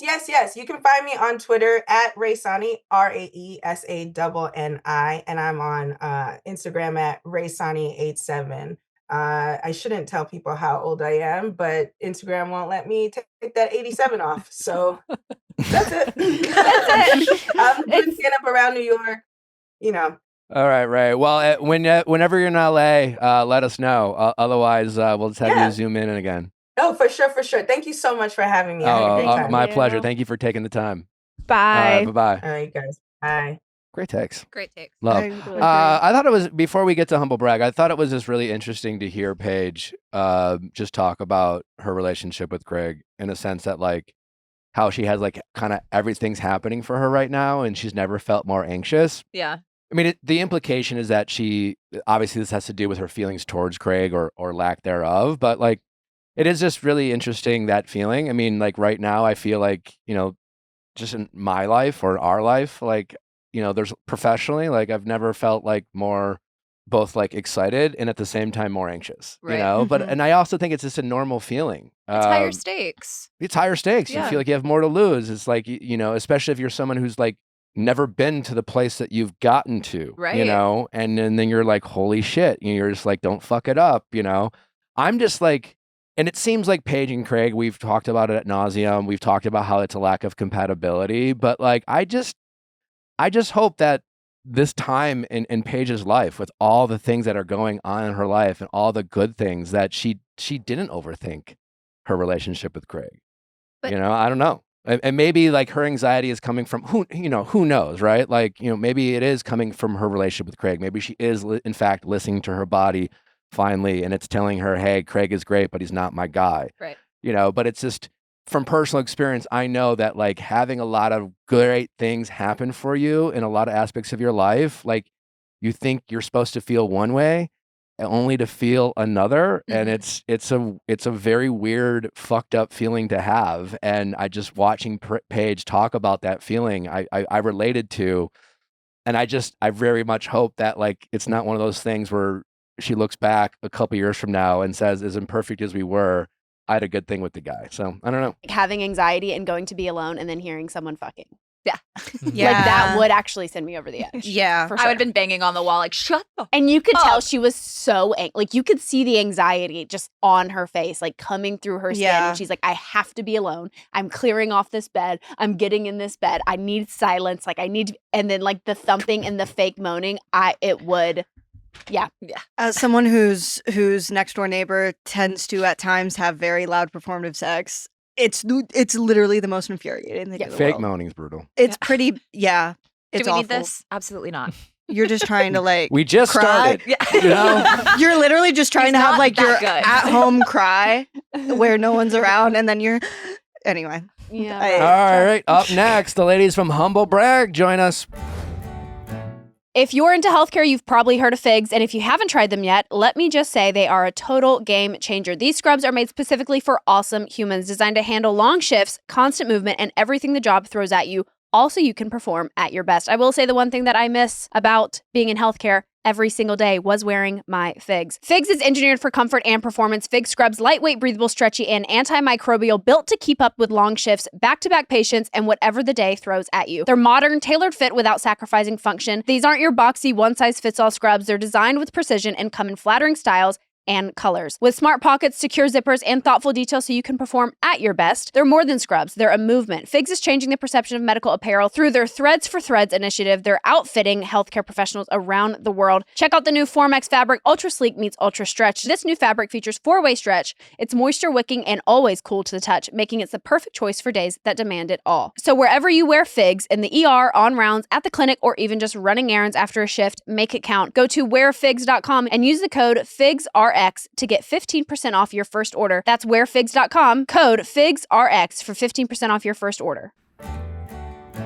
Well, I'm currently looking at my baby napping right now, thanks to the Nanit. It's really quite nice and have that peace of mind. Nanit Baby Monitor has been an absolute game changer for me and Natalie, especially for me. Maybe I'm just saying that as the dad. We are both pretty present parents, but every once in a while, I have a thing to do or a place to go, and I have to spend some time away from my family. And when I am, thank God that I have the Nanit Baby Monitor. The Baby Monitor allows you to see your baby from anywhere at any time. When you're at work, traveling, or having a date night, you can stay connected all from the Nanit app. The high-def camera means you can actually see your baby. No grainy images where you can't see what's happening. I love to zoom in and just like make sure she's breathing. The camera quality is immaculate. You really can see your baby breathing, and it does feel good to just check on them. Sometimes you realize you're a little neurotic, but hey, it's just nice to know. Also, I've listened to River sleep while I've been on my runs. It's just kind of nice, I just have that sound going on because you can still listen to music and your baby breathing at the same time with the Nanit. It's not an either or. You have the option. You can be on the phone. Yeah. You can be watching TV. You can be doing whatever It'll you got to play do. for all And the you other can noise. It's still great. hear your baby's room. The Nanit Baby Monitor is the most awarded baby monitor and app on the market, awarded by the New York Times, Wirecutter, Parents Magazine, The Skim, and more. The Nanit Baby Monitor is changing parenthood for the better. It's the one baby item we cannot live without. Of course, we have a special offer for our listeners. Get 20% off your first order with code BABY20. That's BABY20 at nanit.com now. NANIT.com. Nanit. Parenthood looks different here. I'm obviously very excited about Yeah, these things. They're very, I don't know why. So So anyways, Crystal and Cynthia, welcome back to the show. Thank you. Yeah. Thank you. We have no structure on Humble we Brag, we were talking about, these are Labubus? Labubu. Labubu. Yeah. Labubu. And you have one, isn't he cute? I will say I've been playing with one for the past 3 minutes, and I am a little into it. So you're Yeah. a fan of like the purse charms, the bag charms. It's You do very that? Asian. This is like the new troll. Yes. And My so mom used to collect trolls. yeah. Mm. And it's like a thing. And like as a kid, I didn't have money to my parents wouldn't lean into stuff like this. Right. But what was very I went to college in China for a year, and so what got really popular were cell phone beads and chains. Yeah. Right. Mhm. So Asian culture is very childish. We Mhm. like little kitty things. So everything's hanging. And then people started hanging stuffed animals off their phone. So this is very not a big deal. Okay. But this is a Chinese company called, it's not sponsored or anything. But if you hear me, I love you. So you Pop don't Mart. work for them, to just I be don't clear. work for them. I just give them a lot of money. So are we in a trade war? No. Well, I'm Chinese, so I get to bypass all of that. In fact, Rob's on the way to China right now. Oh my God. Yes, Lucy's driving him to the airport, and I have given him very clear instructions. He's like, I'm not going, but Sabrina, who's our friend, she actually came and recorded with us once. She just sat in there, but she's meeting him there in Beijing, and she's bringing an empty suitcase to fill it up with Labubus. Can we get one for River? I will give you one. I will buy River one. I'll buy one. I'll buy You're gonna all buy three. all of them. You're gonna get obsessed. No, they're super rich. Let her buy one. for Yeah, I feel No, like I I'm not need rich. one. I've learned to not say I'm rich because Oh. I've she gets never all the heard free of stuff. I don't this. get free stuff. So The first time you brought it up, I just played along and just tried to be cool and act like I knew what you were talking about, but it won't go away. And you brought a bag full today. I'm like, okay, this is happening. So what is this, and why am I holding okay, it? so And why do we care? Pop Mart is a store, and the guy, this 36-7-year-old Chinese guy who created this company, they're sealed. I mean, adorable. Oh, that's cute. Nick, you've never looked cuter. That is adorable. And so they're sealed. You open the box and you don't know what color you get. So it's yeah. Surprise. So that it's a surprise I like toy. a surprise. That's So he kind of created this thing. And I think what I read is that he's probably not the richest, but he's multi-billionaire.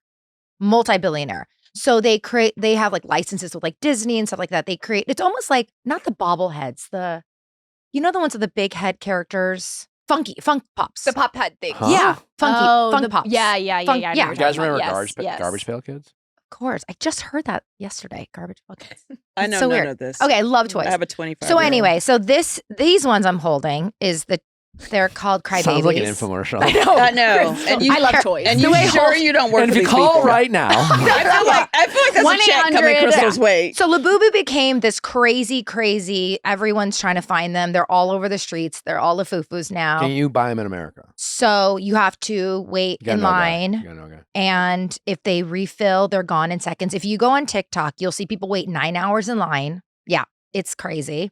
But what happened was when we were in Spain for spring break, Zoe seemed to think that she was going to find one. She was very committed to finding one in Spain. I was like, you're never going to find one. We walked by this store. We walked by twice over the week, but and then all of a sudden there's a Labubu at the window. We started screaming, all of us. We ran in. Even Rob? Even Rob.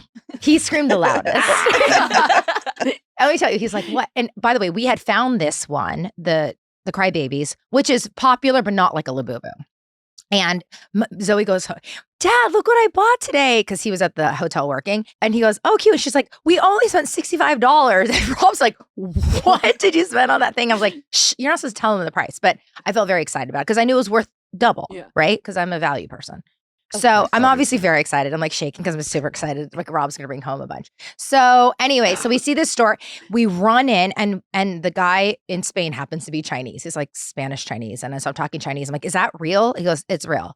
And I was like, oh my God. And he goes, we have a new shipment. We have 2 new 3 boxes of 6 and they're behind him. By the time we get to that sentence, there is a guy coming around and starts grabbing, there's like Labubu keychains. He starts not even just pulling them all off.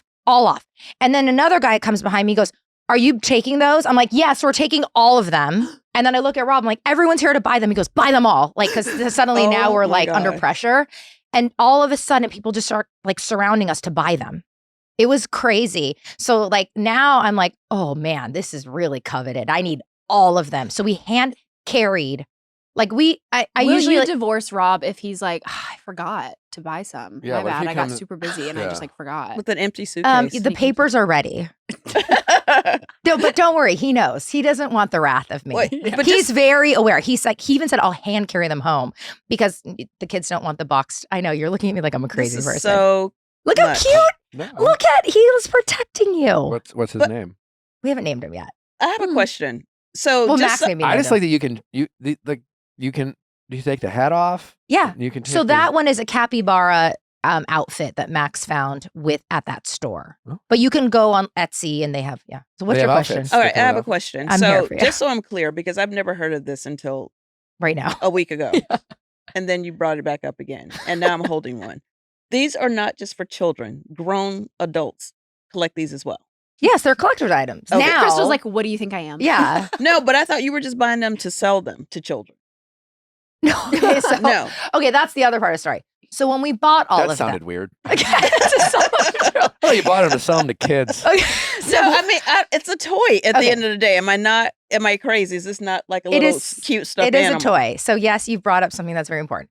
So when we bought 18 of them, because there were 3 packs of 6, I had said to Rob, okay, here's because he's like, this is crazy. It's very expensive. So I said to Rob, this is what I'll do, because you can sell them for like 3-4 times online. Mm. So I said, I'll sell as many as I need to recoup the money and the rest we get to keep. He goes, fine. Mhm. So literally yesterday, sold? Yeah. he said, how many have you sold? Yeah. And I haven't even put them on yet. You already knew that answer. Because I Yeah. can't. What if, okay, there's the surprise one, which is the dark brown one. It's like, which one do we sell? Well, We that's love a 'em problem all. because you don't know what's inside. So if I sell the magic one, which is the dark It's like brown how one, you- that Wait, would what's the magic cover one? like It's like selling a lottery ticket you haven't scratched off yet. exactly. Yeah. Wow. No, I understand your plight. So now What's I'm the magic one?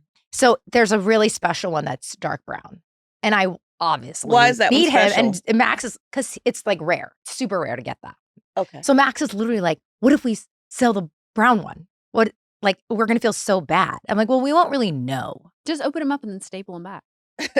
Right. But by the way, you could also sell them and video, like people will pre-buy them and let you unbox it with them on Zoom. I Do you ever This is a think you'd whole leave thing. Housewives to I've never hawk been. kids' toys? Why do you think I left? Do you Now feel you like- discovered what I'm doing. Do you feel like if you were still on and you were like talking to the women about this, do you think they would also get involved? I mean, I think they would try to get that bag, but I'm not. No, but I would probably gift it to them on the show, What Yeah. about the just clothes? to feel really like I'm really like you are Chinese flexing. Oprah. Yeah, I'm Yeah, there you go. So, anyways, but I'm not giving any of these away. But what about clothes? I thought it was like I saw something like they had clothes, Like they could, Gucci Like and- where do you buy their Gucci. clothes? Yeah, from? look. So it's not real Gucci. Yeah. So that's the outfit. So this But- one's so naked. it comes with you have the option to buy the bear or whatever this is, and then Bear. the thing. not a What is bear. this? What is this animal? It's a Labubu. But what's a labubu? Like what is He's that? his own person. He's not a bear. Okay, well, It's a mythical labubu. creature. It's a mythical creature. Wait, so Okay. you're not holding cherries? Got it.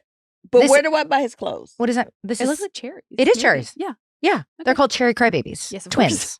Yes, of course. Where do I Yes. buy the clothes? I if I mean, wanted, Natalie, I'm so sorry, please. yes, of course. mine doesn't have clothes. If I want to get clothes, He's where do I naked. go? naked. We have an outfit. We have a panda outfit for him, but Max Thank didn't like the panda outfit, Mm. so that's one Zoe's actually. This one's yeah. You can buy a bunch with the extra $160,000 you went on and got to get out. That's true. I could start a That was a business good- as well. I like- Do you need a partner?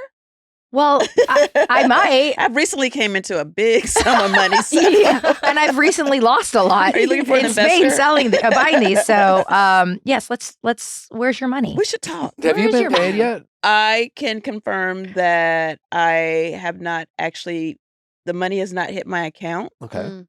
but I will be seeing the cast tomorrow Mm. at a huge Hulu event for Got to Get Out. And that is I think we're supposed to go to that event. something that I will be asking.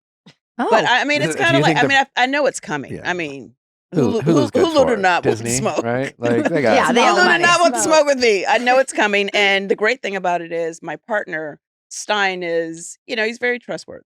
Like I felt like that was part of picking. Which one was he? He was the one that ran. Like I used his legs to get out because I Uh-huh. couldn't get out. but does he so. technically get the money? Well, See, And you I were was just actually and you were wondering just that. trusting that I he had would to trust split it with you. Yeah. But did I- you run out together, or did No. he actually No, run I, out? the point of she getting said. him, if I could run out, I would have did it myself and just So he's- escaped by myself. So he's technically the winner. kind of sort You just didn't push that button fast enough. So of. maybe. Well, I did not. I pushed it after you got out. But was yeah. I forget his name. Was he a paparazzi? Oh. The He was like a writer. guy, yeah, he was called the writer, but He he was was, the first one that tried to Steve. escape. Steve. Yeah. Steve, he tried to get out in the garbage can. it looked like it Steve? looked like Hulu casted a paparazzi, and I was like, No, he actually works he's a journalist. So, Yeah, that's- yeah. Well, well, okay. Well, He was relentless. too. Tomato, Steve was tomato. actually really for Star funny. Magazine. No. Yeah.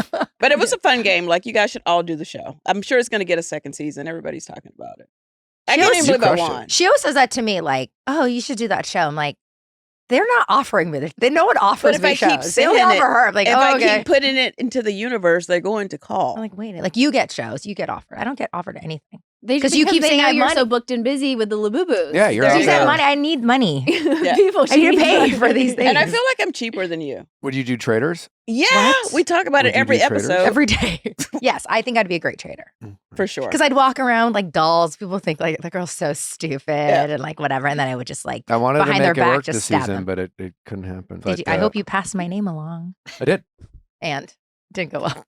I don't have that much power, you know. Well, that's next season. I Would mean, you do I it? love Would you do it Housewives. later? I've been wanting to do it. Yeah. It's, I've been asked in the past. It's just I just haven't been able to make it work with the sketch, you know. Well, Would you You want to will. be a traitor or a faithful? I think it'd be fun to try either. Yeah. Yeah. I think I'm better at finding liars and being a liar. Mm. Yeah. Can I tell you? I would, if I was on your season, I would assume that you were a traitor. That's why I think it'd be For better if you were sure. faithful because you would have to constantly prove your. I would just think you were a traitor automatically. I think I would go in with a think target a on lot my of people back, would. Yeah. for sure. For sure. Don't you think? Mhm. But I Yeah. also think the only thing I have You have going for traitor me is like I'm energy. kind of I'm too obvious. Like the same reason Wells got out episode 1 is because everyone was like, oh, there's no way he's a traitor, so let's call him a traitor. You know, he's like the affable guy that everyone doesn't suspect, where a lot of people, it would be the opposite. Right. I think a lot of people would suspect me, and that could still get me in trouble. Yeah. Well, Did if I you, did did you hear it- what she said? Oh, I just said you had traitor energy. Well, fuck you. Fuck you. I didn't want I'm that just to get saying, bypassed. which will make, I mean, it's really a compliment if you want to do the show. Kenya kind of said "fuck you" to you. Cynthia. Oh God. Oh, Okay, can we just go back to Traitors really quick? that transition. I thought his This was is a good. seat that I'm not getting in. Oh my God. This She is not said, let's the hot not- seat. she This said, is let's not talk not- about Cynthia. No. But now the I wanna last talk time we about were here, Atlanta she Housewives. wanted Let's not talk about I did Cynthia. not want to talk about Atlanta Housewives. I want to talk I want to talk about Got to Get Out, and I want to talk about Traitors. But this is what I don't like about Traitors. You guys then didn't. Atlanta You didn't Housewives. ask. And then Atlanta I Housewives. know you didn't ask, but I just like to just say, if I was on the show, which I hope I get to do it one day as well, I don't like if I'm casted as a faithful and then I become a traitor later. Like I just want to be a faithful or I want to be a traitor. I don't Well, like when they do that. Usually you have the option, like only. But it's not my show. To say so. no, yeah. You usually have the option to say no. I think this season. I think there's like one opportunity early on where you can bring in somebody or kill someone, and then the final time that happens, it's either you accept being a traitor or you go Or you home. go home, yeah. You have to okay. accept. So you don't. You have to. You But have to everybody always accepts. So I just thought you just had to accept. Did anyone not accept? Didn't Peter Yeah, Weber Peter not? Weber last Oh, year. it didn't, it didn't accept. Often Okay. they don't accept. Okay. Yeah, Peter Weber didn't last season.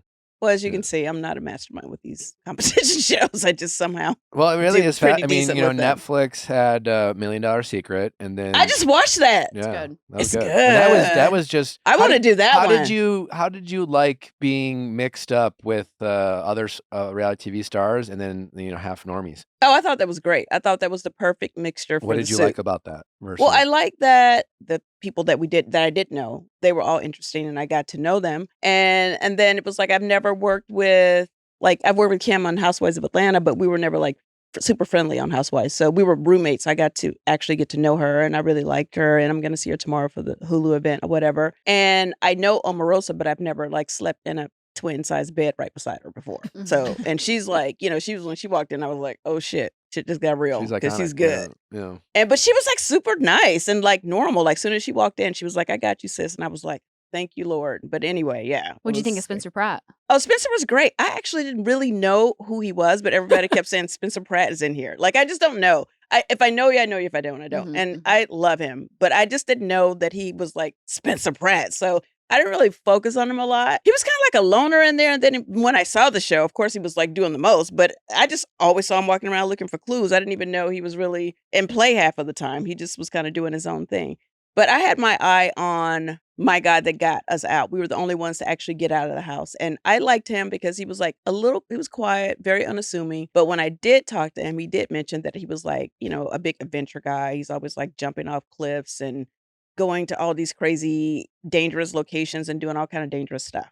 And I was like, well, if he can do all that, he can run his ass down this driveway and get out the gate. I'm gonna start crying. Why are you laughing? Look at Cynthia's The head. headphones? What? My headphones are wrong? What? I thought you did that on purpose. I didn't. Backwards.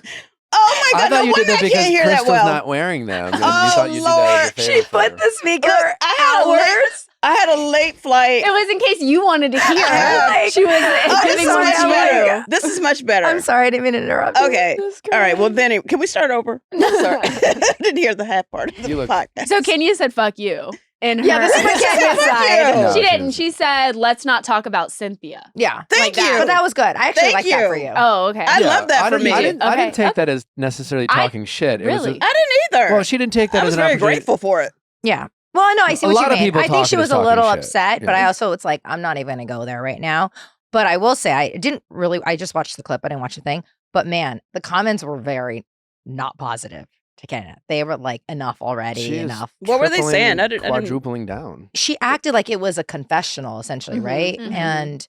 But like every time I see stuff like that happen, I'm reminded how quickly audience moves on. Like, yeah. 2 weeks ago, it was Team Kenya, 2 weeks later, it's like, oh God, enough already. We don't care. We've moved on. Like, and it's like, sad because it's like her life and it's like we all go through that. But like, audience is very quick. They are Yeah. done with her. Did you watch this most recent episode of Atlanta? I did. You did? Yes. Did you also find it absolutely laughable that Drew was trying to compare her like people have talked about me. I understand what you're going through to Britt after all of her being like, no, I get it. I get what you're going through. Like people have talked about me online too. Yeah, And it's like, people have those definitely aren't the same though. Like no, I wouldn't having say your naked photos on a poster board and like people being performing fellatio. No, it's not the same. I mean, if, as a housewife, we've all been talked about and dragged to a certain degree. Totally. But I think if I had to pick one thing I wouldn't want to happen to me, it would be someone showing me performing fellatio. So, well, there you go. Yeah. Is Kenyon just going to be like, shouldn't have done it? I don't know. Why? Listen, I have done It's too late. my last interview really speaking about it, to be honest, because I get asked about it all the time. And I've just already said what I've said. So I don't know. Okay. I don't really It's know. just like Kenyon just keeps talking Yeah. and going. What do you make of Drew's divorce? Do you feel like she has something to hide or Ralph has something to hide when it comes to it? Didn't make sense why she wanted to seal those documents so bad, and then like blame it on Ralph's behavior. But then she was also like, no, it's all because of Ralph, and he's done this and he's done that, and it's just like, well, what are you trying to keep a secret? And then he was the one who wanted those documents unsealed. Did you think anything? You know what? I've been married and divorced twice, and I was lucky enough for the men that I married to just let me be divorced and leave me alone after it wasn't working out anymore. So I'm so grateful for that. And then I see all these other divorces that are just so complicated. Like I look at Drew and Ralph, and I just thank God that I didn't marry Ralph. That's all I can say. Is he kind of a bum? I love Ralph. He's a great guy. I'm just glad I didn't marry him because I'm like, why is he? Listen, I'm a Pisces. I'm a lover of love. When the shit is working, let it work. But when it's over, like they should just call it. Yeah. Like it just shouldn't take all of this. Like, no, we can't break up and you live in the basement. Why does he live in the basement? No, I want you out of the house. Like I preferably want you out of the state if possible. And he's like excited to live in the basement. When that judge it's he's going to court to live in the basement. It's just too much. It's just too much. Is that I real? feel like there's no point of it's on TV, separating and getting a divorce and still living in the same house. Like I get the whole thing. Like I think, the focus should always be the kids and what's going to be good for the kids. But I'm like, I just like a quick, just make it end, just make it stop. I just think it's just not good. And it just feels like it's going to be worse. Like it's just going down a rabbit hole. Did you feel like it was fucked up on Angela's part to invite Drew to Portia's birthday trip in Nashville? I understand what Angela was trying to do, but she's still getting to know Portia. I know Portia more than I know Angela.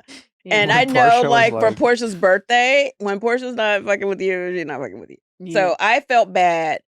I love what Angela was trying to do, but I felt bad for Drew because I knew when she showed up, it was not going to be a very welcoming situation for her. But also to have everyone in Nashville talking about Drew coming and then pan to Drew back in Atlanta FaceTiming Dennis. I was like, oh, that's okay. That's one way to go, Yeah. Yep. There was that. she's not done.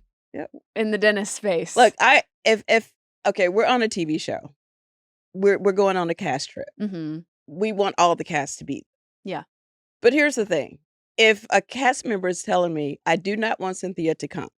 Matter of fact, they don't invite me. They make it very clear they don't want me to come. There's scenes with people telling me that she doesn't want me to come. I'm going to try my best to fight not to be there, to be honest. Yeah. Because I know I'm walking into a very uncomfortable situation. That's true.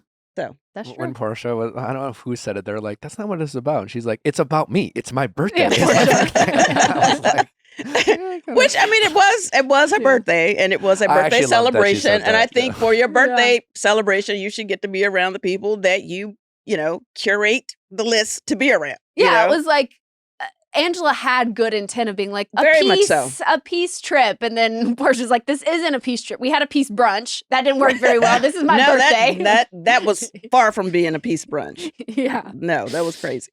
Crystal, how now that thank God the whole season of, leave me alone about it.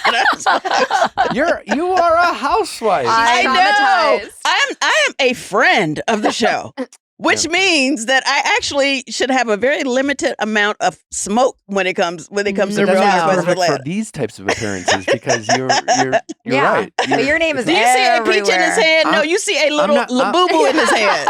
This is but not a peach. I'm not like Cynthia. Do what not the fuck ask did me you peach do? questions. I'm more like You're asking No. you're asking me housewife questions when I'm a friend. Wait, Cynthia, though, you have to admit you have more confessionals and like airtime than a friend That of is I true. have ever You are seen. not- you're not your You- normal friend. They made you a main. Okay, Yeah. okay, that's true. You're a star. I am a special friend. Yeah. I will say that I do get good treatment. You I do. do, but I think that's just an OG thing. It's just a respect thing. Yeah. and that's pretty cool. I mean, I And was we on the respect show. your I was a opinions. housewife for over a decade, so thank you for throwing me like the respect. So That's why cool. we want to know your Yeah, opinion. you're on like the your- omniscient narrator. I've been giving my now. opinion. Like I literally have been on a press tour and I've been talking about this for 2 weeks and I just can't talk about it anymore. And of course, like no one's going to be like, oh, they just keep asking Cynthia this. Like the people on social media literally think I just want to get up and put my wig on and my CB Vora hat on and talk about this all day long. No, we I are actually don't. forcing. Like are. you guys are Cynthia. pulling Yeah. the words out of my mouth. Yeah. basically. Truly. We're bullies. Yes. Yeah. I'm We're I'm bullying so being Cynthia. bullied today.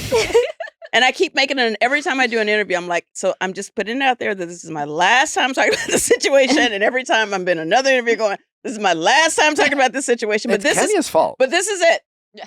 Look, It's Kenya's fault. Yeah. this is really the last time. Like at this point, I love Crystal talking about it. Like you have some good points because you actually go and you read and you like, look at all the things Okay, and well, then you tell Crystal, me. what did It's you- kind of like how I did for Beverly Hills. Like Yeah. this is my thing where I'm like, I don't want to talk about this. This Yeah, is I don't wanna someone that I, was like really good friends with. All right, Crystal. Is Put Crystal's ass in the hot Crystal, do you seat. think there's going to be a blow up response to Portia's friend alleging Drew sucked Dennis's dick? Oh, I forgot that was Oh. said on there. Uh-huh. It's a teaser for next week. She said it, and then it was Say like, that one more next time. episode. Say the sentence one more time. Is there going to be Portia's what? friend at the table Yeah. in Nashville. Yeah. Accuses Drew sucked Dennis's dick, and then in Portia's confessional, she's like, "Yeah, he would be like, oh, they just gave me head. Well, they just gave me head, and they just gave me head." Like she admitted that. I think it's always going to have, I was going to say blowback, but that was a weird choice of words. Sorry. No pun intended. But yes, of course. But again, I think this is going to be 1 week, and then the next thing's like, that's what's Yeah. crazy about this show, well, especially Atlanta. Like, you guys are so heightened and like crazy things happen, but everyone moves on to the next thing. they really do. But like, if that happened on Beverly Hills, it would be the entire season. It'd be That's 3 so I true. can't even imagine 3 you guys years of talking the same about topic. getting dick sucked No, on Beverly Hills. Oh, Like, no. Kyle won't even No. talk about being next to Morgan. I know. and Atlanta's over here just doing You how crazy sucking. over there. Like sucking and I won't say the F See, when word, you but get her it's a like lot. relax, it's crazy. Cynthia's nuts. No, I mean She's- no, because I'm like I've had like 3 hours of sleep, so you only I take advantage of her. I know. We will always want you to talk some tea. I know. What about Britt alleging that Angela's husband had a baby on her? This is crazy stuff. crazy. I'm not that up Crystal. then. What about that? What about that, Crystal? What do you think? There's called DNA test, right? I mean, I don't know. This shit's so I can't even. What you're saying sounds like a soap opera. It's wild. It doesn't even sound like real And this people. was all one episode, all in one. And I think we're only like episode 5 or 5. 6. Yeah. But that you guys are able to sort of bypass. Like, I also feel that too. It's like everyone still like stands all the girls on the show. It's like these things are massive accusations. They're massive life altering Mhm. things. Like, I mean, leather pants to me affected me for many years. Like this, Oh I my could, God, that's I'm such like, oh, low hanging fruit for Atlanta. I know. I I'm like, wish yeah. somebody would talk about my leather pants. Yeah, on- I'm like, on I Housewives was of very Atlanta. conscious of wearing leather for like 3 years. And like, I could never handle Do like, you still have those pants? hell yeah. Rob like is like, will not let me wear them because he wants them protected. In a case. Yes. They're in a Labubu That's, case. that's what you need to be selling. I feel like you get a lot of money for those leather pants. They're like famous. They are famous. And They are. Yes, they are. They are. Crystal, Yes. Garcelle has unfollowed the entire Real Housewives of Beverly Hills cast, Does she still follow you? including Yes. Sutton. She still follows you. Yes. Okay. Yes. Have you heard from Garcelle? I talked to her the day of the announcement. Okay. Yeah. So Before right or away. After. Right after I saw it. And then I messaged her and then she called me Oh. when we were in Morocco. Okay. And we talked for a little bit and that was it. Could you put some context around her exit? No, because I didn't ask her about it. Okay. You know, because I know what it feels like. It's too new. It was just more of like, hope you're great. Thank you. It was time. That was it. It was very, and I'm not pushing anybody because like it took me months to that's even fair. mention it. But like your Yeah. exit was pretty calm and Yeah. like it just was more like Not coming back. I'm not coming back. Yeah. You know, like Yeah. So enjoyed even the run. correct. But like so for me, it was tough enough to deal with it. So with her being kind of public, and then obviously from what I saw, she felt quite betrayed by Sutton and the girl. Not necessarily the girls, it but seems like centered around Sutton. yes, Is that's that- what I mean. It seemed very much about Sutton.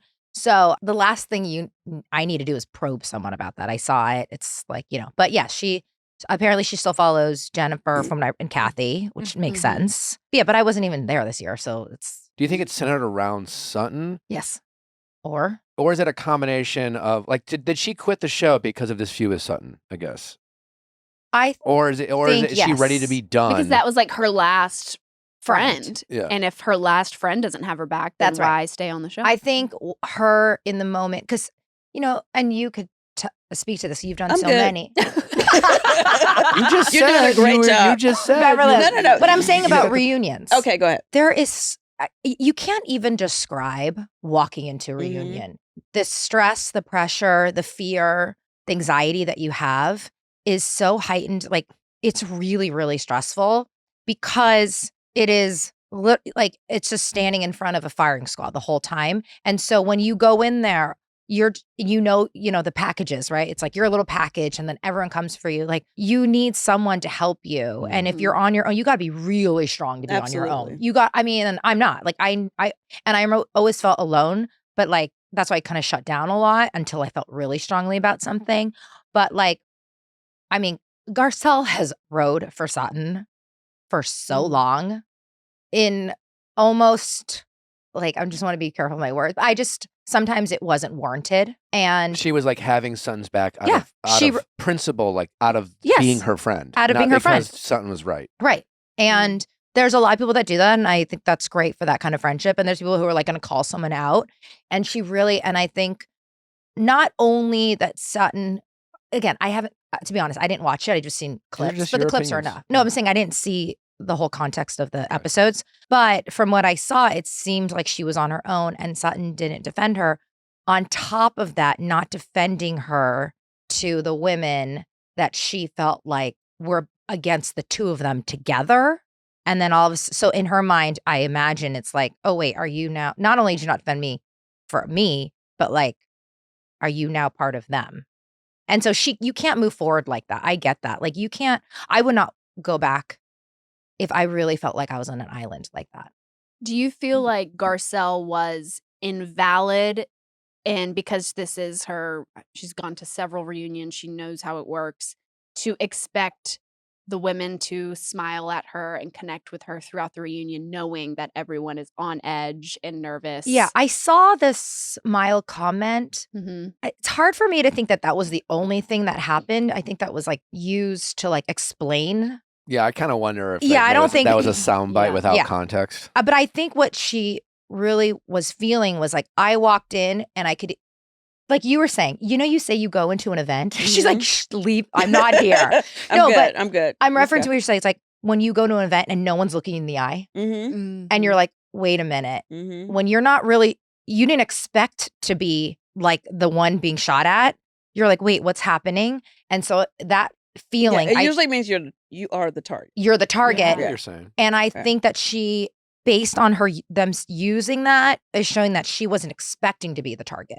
So she was really surprised and was, she felt surprised, like she wasn't expecting that. So that's my opinion. Another thing that the audience members are struggling with is Garcelle kind of standing her ground when it came to her opinion about Dorit and the Yeah. whole robbery of it all. And like honestly, like as a fan of the show, I've had the opinion that whole situation Is seemed- murky. is murky, Yeah. shady, questionable. And as fans, I just feel like it's one thing for us to speculate and talk about things we watch on a show. And we know that like in that group, it seems like a lot of people have speculated, but even like there's just a difference between housewives getting together as friends or fans talking online about rumors versus actual housewives who are part of these groups Yeah. going on these shows and then saying, I think this, and this is how I feel, Right. And I think a lot of the audience members are struggling with like whether they agree with Garcelle's opinion or not, just recognizing that like they're still kind of accusing her of like A fraud.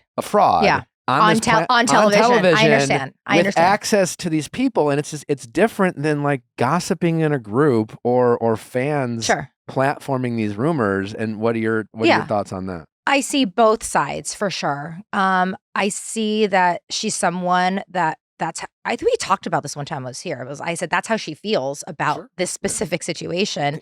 And all the audience wants is someone to be super honest about how they feel. With that is going to get backlash. That's normal because a lot of people are saying that's too far. I think had she been, instead of just saying that's how I feel, had she given sort of primary examples like dates and why she feels that way. You don't just feel that way about someone. I don't think that you did something fraudulent because I have a sense and so like when it came to like the Erica stuff, we had talked about different articles coming out, different lawsuits. And so like no one really pushed back on us when we did that. It was like, this is our opinion based on this specific information. We're not bringing it up out of thin air. And we talked about those things.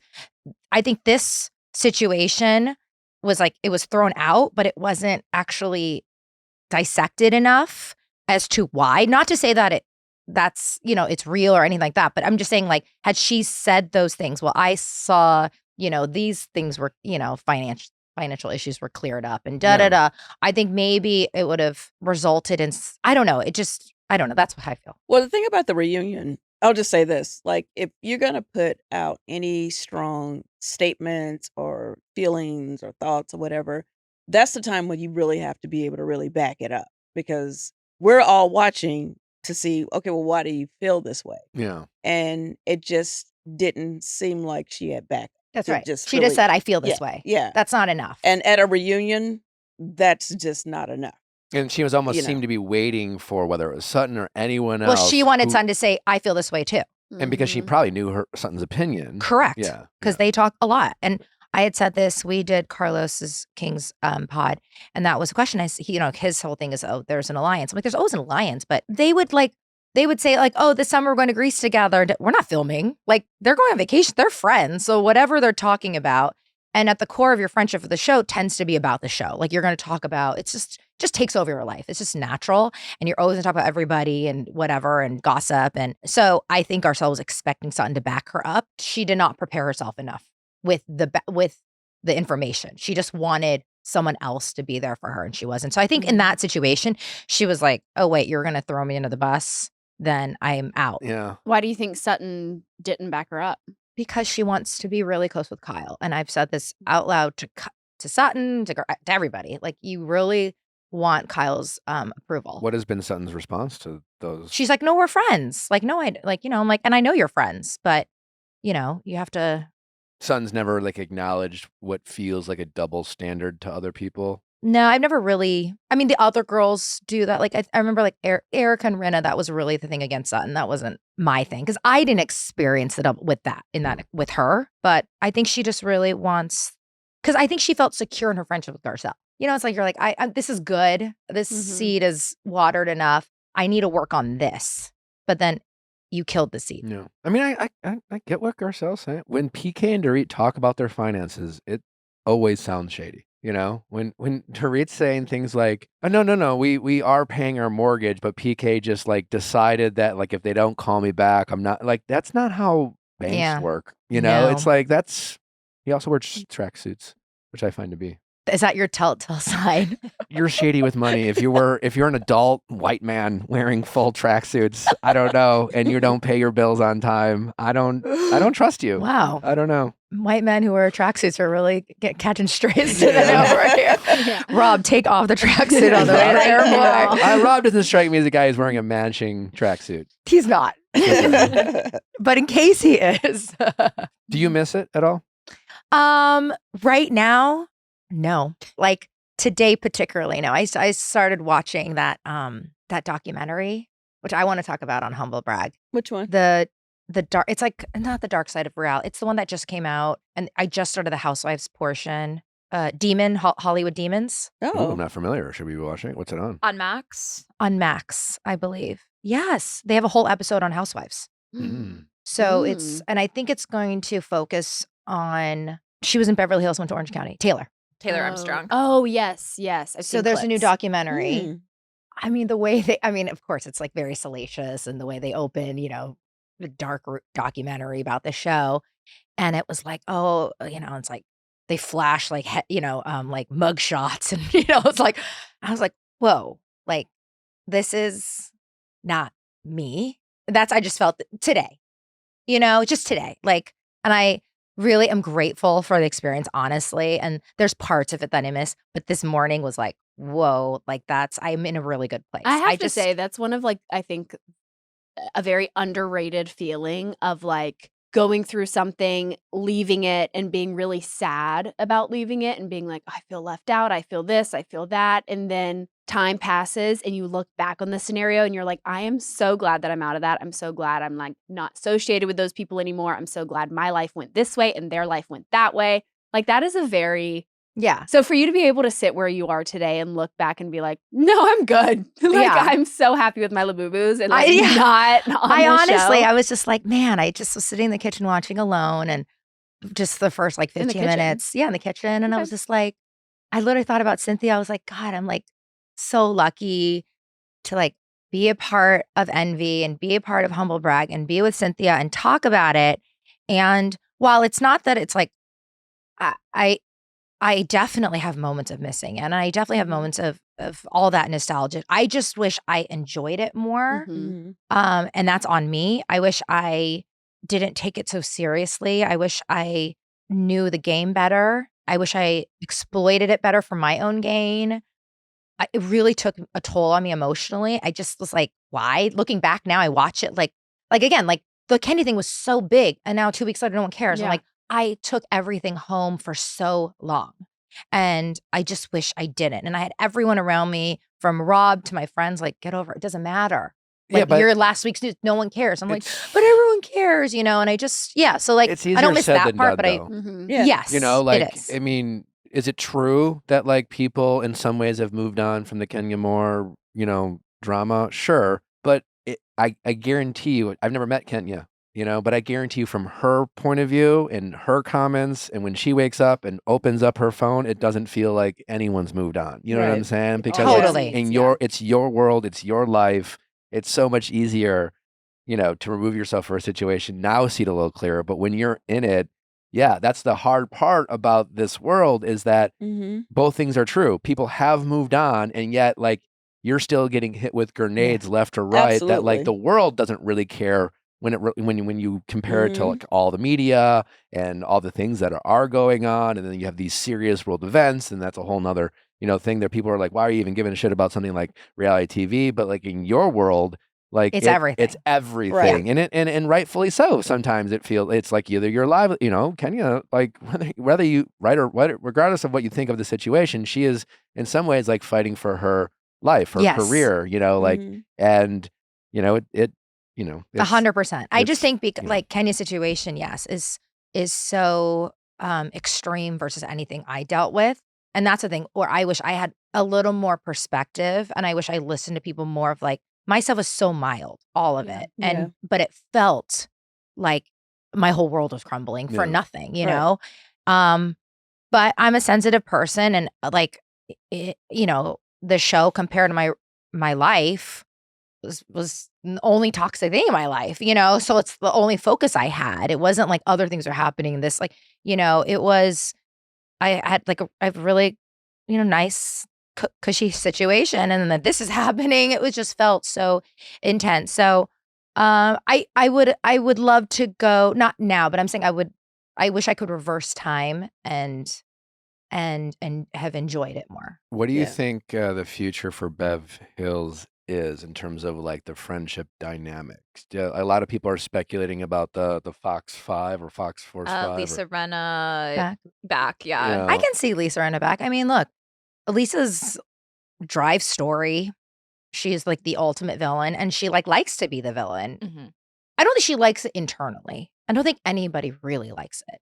But she embraces She it. embraces it. And That's she's a good good at word. it. Yeah, and she's She's really good good at it. I don't know. You never know with casting. It's really an art form that like I'm not a part of. But I do feel like where it's right now, there needs to be some change. If they called asking you to either come back full time or as a friend of, would you consider? I don't know. I don't even think about that until that happens. Like that's not even in my. We would consider. We consider. Thank you, Cynthia. I'm speaking Crystal's for manager. Crystal as her I would like to see you as a friend of. manager. We would definitely put that deal on the table and consider it. We would not just. It wouldn't be a hard no for us. Okay. Right, Crystal? Whatever. You heard it here first. Well, Alex Baskin This is coming on. me and Cynthia. No, but seriously, going back to like, this housewife world that we live in, and do you miss it, and would you go back, and all those things. For me, it's like, although your situation, like how you leave is how you leave. Your exit was very different from my exit, and very different from Kenya's exit or Nini's exit or whoever's exit. I think that because it's like at the end of the day, it's entertainment, it's TV for all of you that watch the show, but for us, it's our job, and we really spend a lot of time with these women. So when we walk away, it's not like, we never have to see these people again, like they're never going to talk about it again. It's not like we left a job at Starbucks and nobody cares. It's like it just lives on. Like it's almost bigger than we are in so many ways. So once we're done with it and we try to put it away and move on with our life, then it just turns into, but would you go back? Or, it just never really ends, really. So It you never doesn't really, end. even if you do miss it, like even if you don't miss it, you're forced to miss it in a way everyone because just people keeps keep still talking about Oh, it. yeah, you see the world. Yeah. That Like people won't let it go. By the So way, it's- that because the world statement is it. the world You're keeps going. forced to miss You're it. forced to miss Yeah. it. Like literally with a regular job, you can go on and nobody really gives a shit. Yeah. With this type of job, being this type of TV personality on this type of platform, it's like I always say, like the mafia. Like when you get in, like it's hard to get out, and like you have to with the mafia, you have to like die to get out of the mafia most of the time. Right. You know what I mean? So it's very similar thing. And your heart of heart, you're like, I don't miss it. I'm happy. I've moved on. I like my life. I like my family. I'm happy. But it never really goes away, especially if you were on it for any, amount of years. It's And, like you know. missing your toxic ex. You know. There you go. You know There that you you're go. better off. It's like. But you're still kind of like, hey, I You're wonder just what they're like, up to. Yeah, I wonder if they still love Let me me. send them a birthday. Yeah, because he and his new girlfriend are Yeah. showing up at all these parties. Exactly. You can never get away from them. Yeah. So you're always like, thinking about that toxic ex. That's exactly what Yeah. it is. You're forced to miss That's them. the best analogy. Yeah. Where do you and Nene stand today? Oh, we're great. Yeah. We're actually really good. And I say that just with my chest because I'm so happy that we've come so far because we had, we started off as friends on the show. I came on the show with Nene and she was the breakout star. I will say it again for the 155th time. We think of Real Housewives of Atlanta, think of Nene Leakes, like that flower will always be given to her. But we are good. We've just come full circle. We're able to hang out and have a good time together. She just recently started a YouTube as well, since we're talking about YouTubes. Seems like it felt like in a week, like 5 housewives started a YouTube from Atlanta the same way. I was like, wait a minute, Portia has a YouTube. Kenya has started a YouTube. Nene started a YouTube. So, long and short, I'm very happy to say that we're in a great place. And she actually invited me to do her YouTube, and I plan to do it. Is she for going to sure. come on Humble Brag? Oh, she's definitely bringing her ass on Humble Brag. If I do her YouTube, she will definitely be coming. When's Can you get her on Humble the Brag. Viall Files? Phaedra. Well, no, this is a little extra deal. They just too previewed much. her. It won't be before Humble Brag if she does. We will have her first. When's I worked for that interview. Yeah, there you go. When's Phaedra coming on Atlanta? Soon. We're in Nashville now on the show. She pops up when we go to Grenada, so I think it's a couple more episodes. Okay. Yeah, they like previewed her. Yeah. Like they're Yeah, I getting actually just her. spoke to her this morning. You talk to Yeah. Phaedra a lot. No, it's just random. Like she's a. Well, I don't want to say where she is. I'm go. the only idiot that says what hotel. She's standing so and so In right room now. 2. Yeah. You really do. You I know. need I don't yeah, know she how gets I very haven't comfortable. been kidnapped or whatever because I'm literally like, I'm over here, everyone. You just gotta warm her up. It's crazy. Yeah. That's true.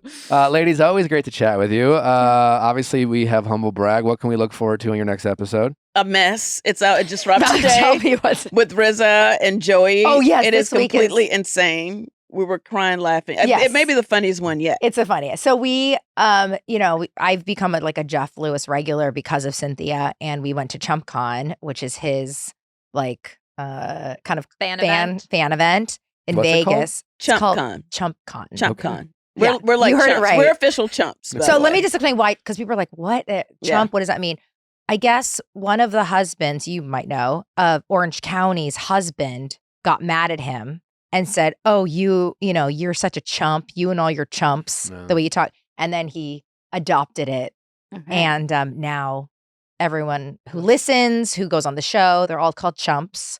So we brought Reza from Shaws of Sunset and Joey Zauzik, who's like a influencer. We've had Joey on. Oh, you have? I Yeah. love Yeah. Joey. He's right. And the four of us had the best time together. So we talk about it and all the It was a crazy mess. Vegas stories. It's crazy. It's crazy. I mean, you can't even believe what single men do in Vegas. They're gross. They're gross. We were like It shocked. was- We yeah. couldn't believe what they were saying. It was wasn't even our, but hysterical. they took over the pod. Like we just were listening. The Like, it was boys crazy. are gross. Well, ladies, always great to catch up with you. Thank you. Look forward to you coming on next time. We will inevitably Wait. harass you. And I ask you know, questions you don't wanna I love answer. it. But make sure you guys watch Got to Get Out on Hulu if you haven't Be sure. streamed it. It is a binger. It's definitely. We like- watched it. We binged it all yesterday. Yeah, it's good. It's 8 episodes, and for the first time, I actually had a strategy in one of these competition. What are you gonna do with the rooms. money? Well, I got to get it first. When you get it, what are you gonna do? What are With it? you gonna buy Um, us? I don't know.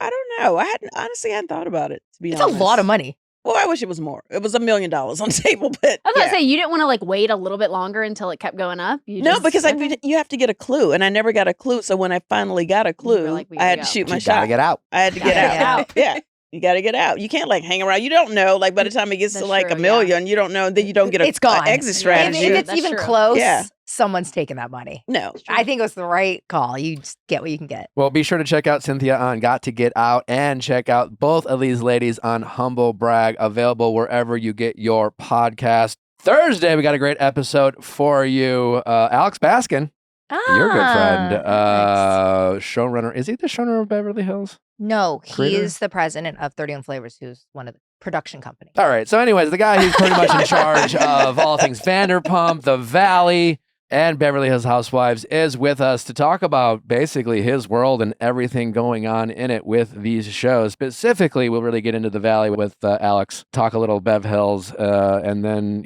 just get his thoughts on all things Bravo in general. That is on Thursday and so much more. We will see you then. Bye-bye. bye.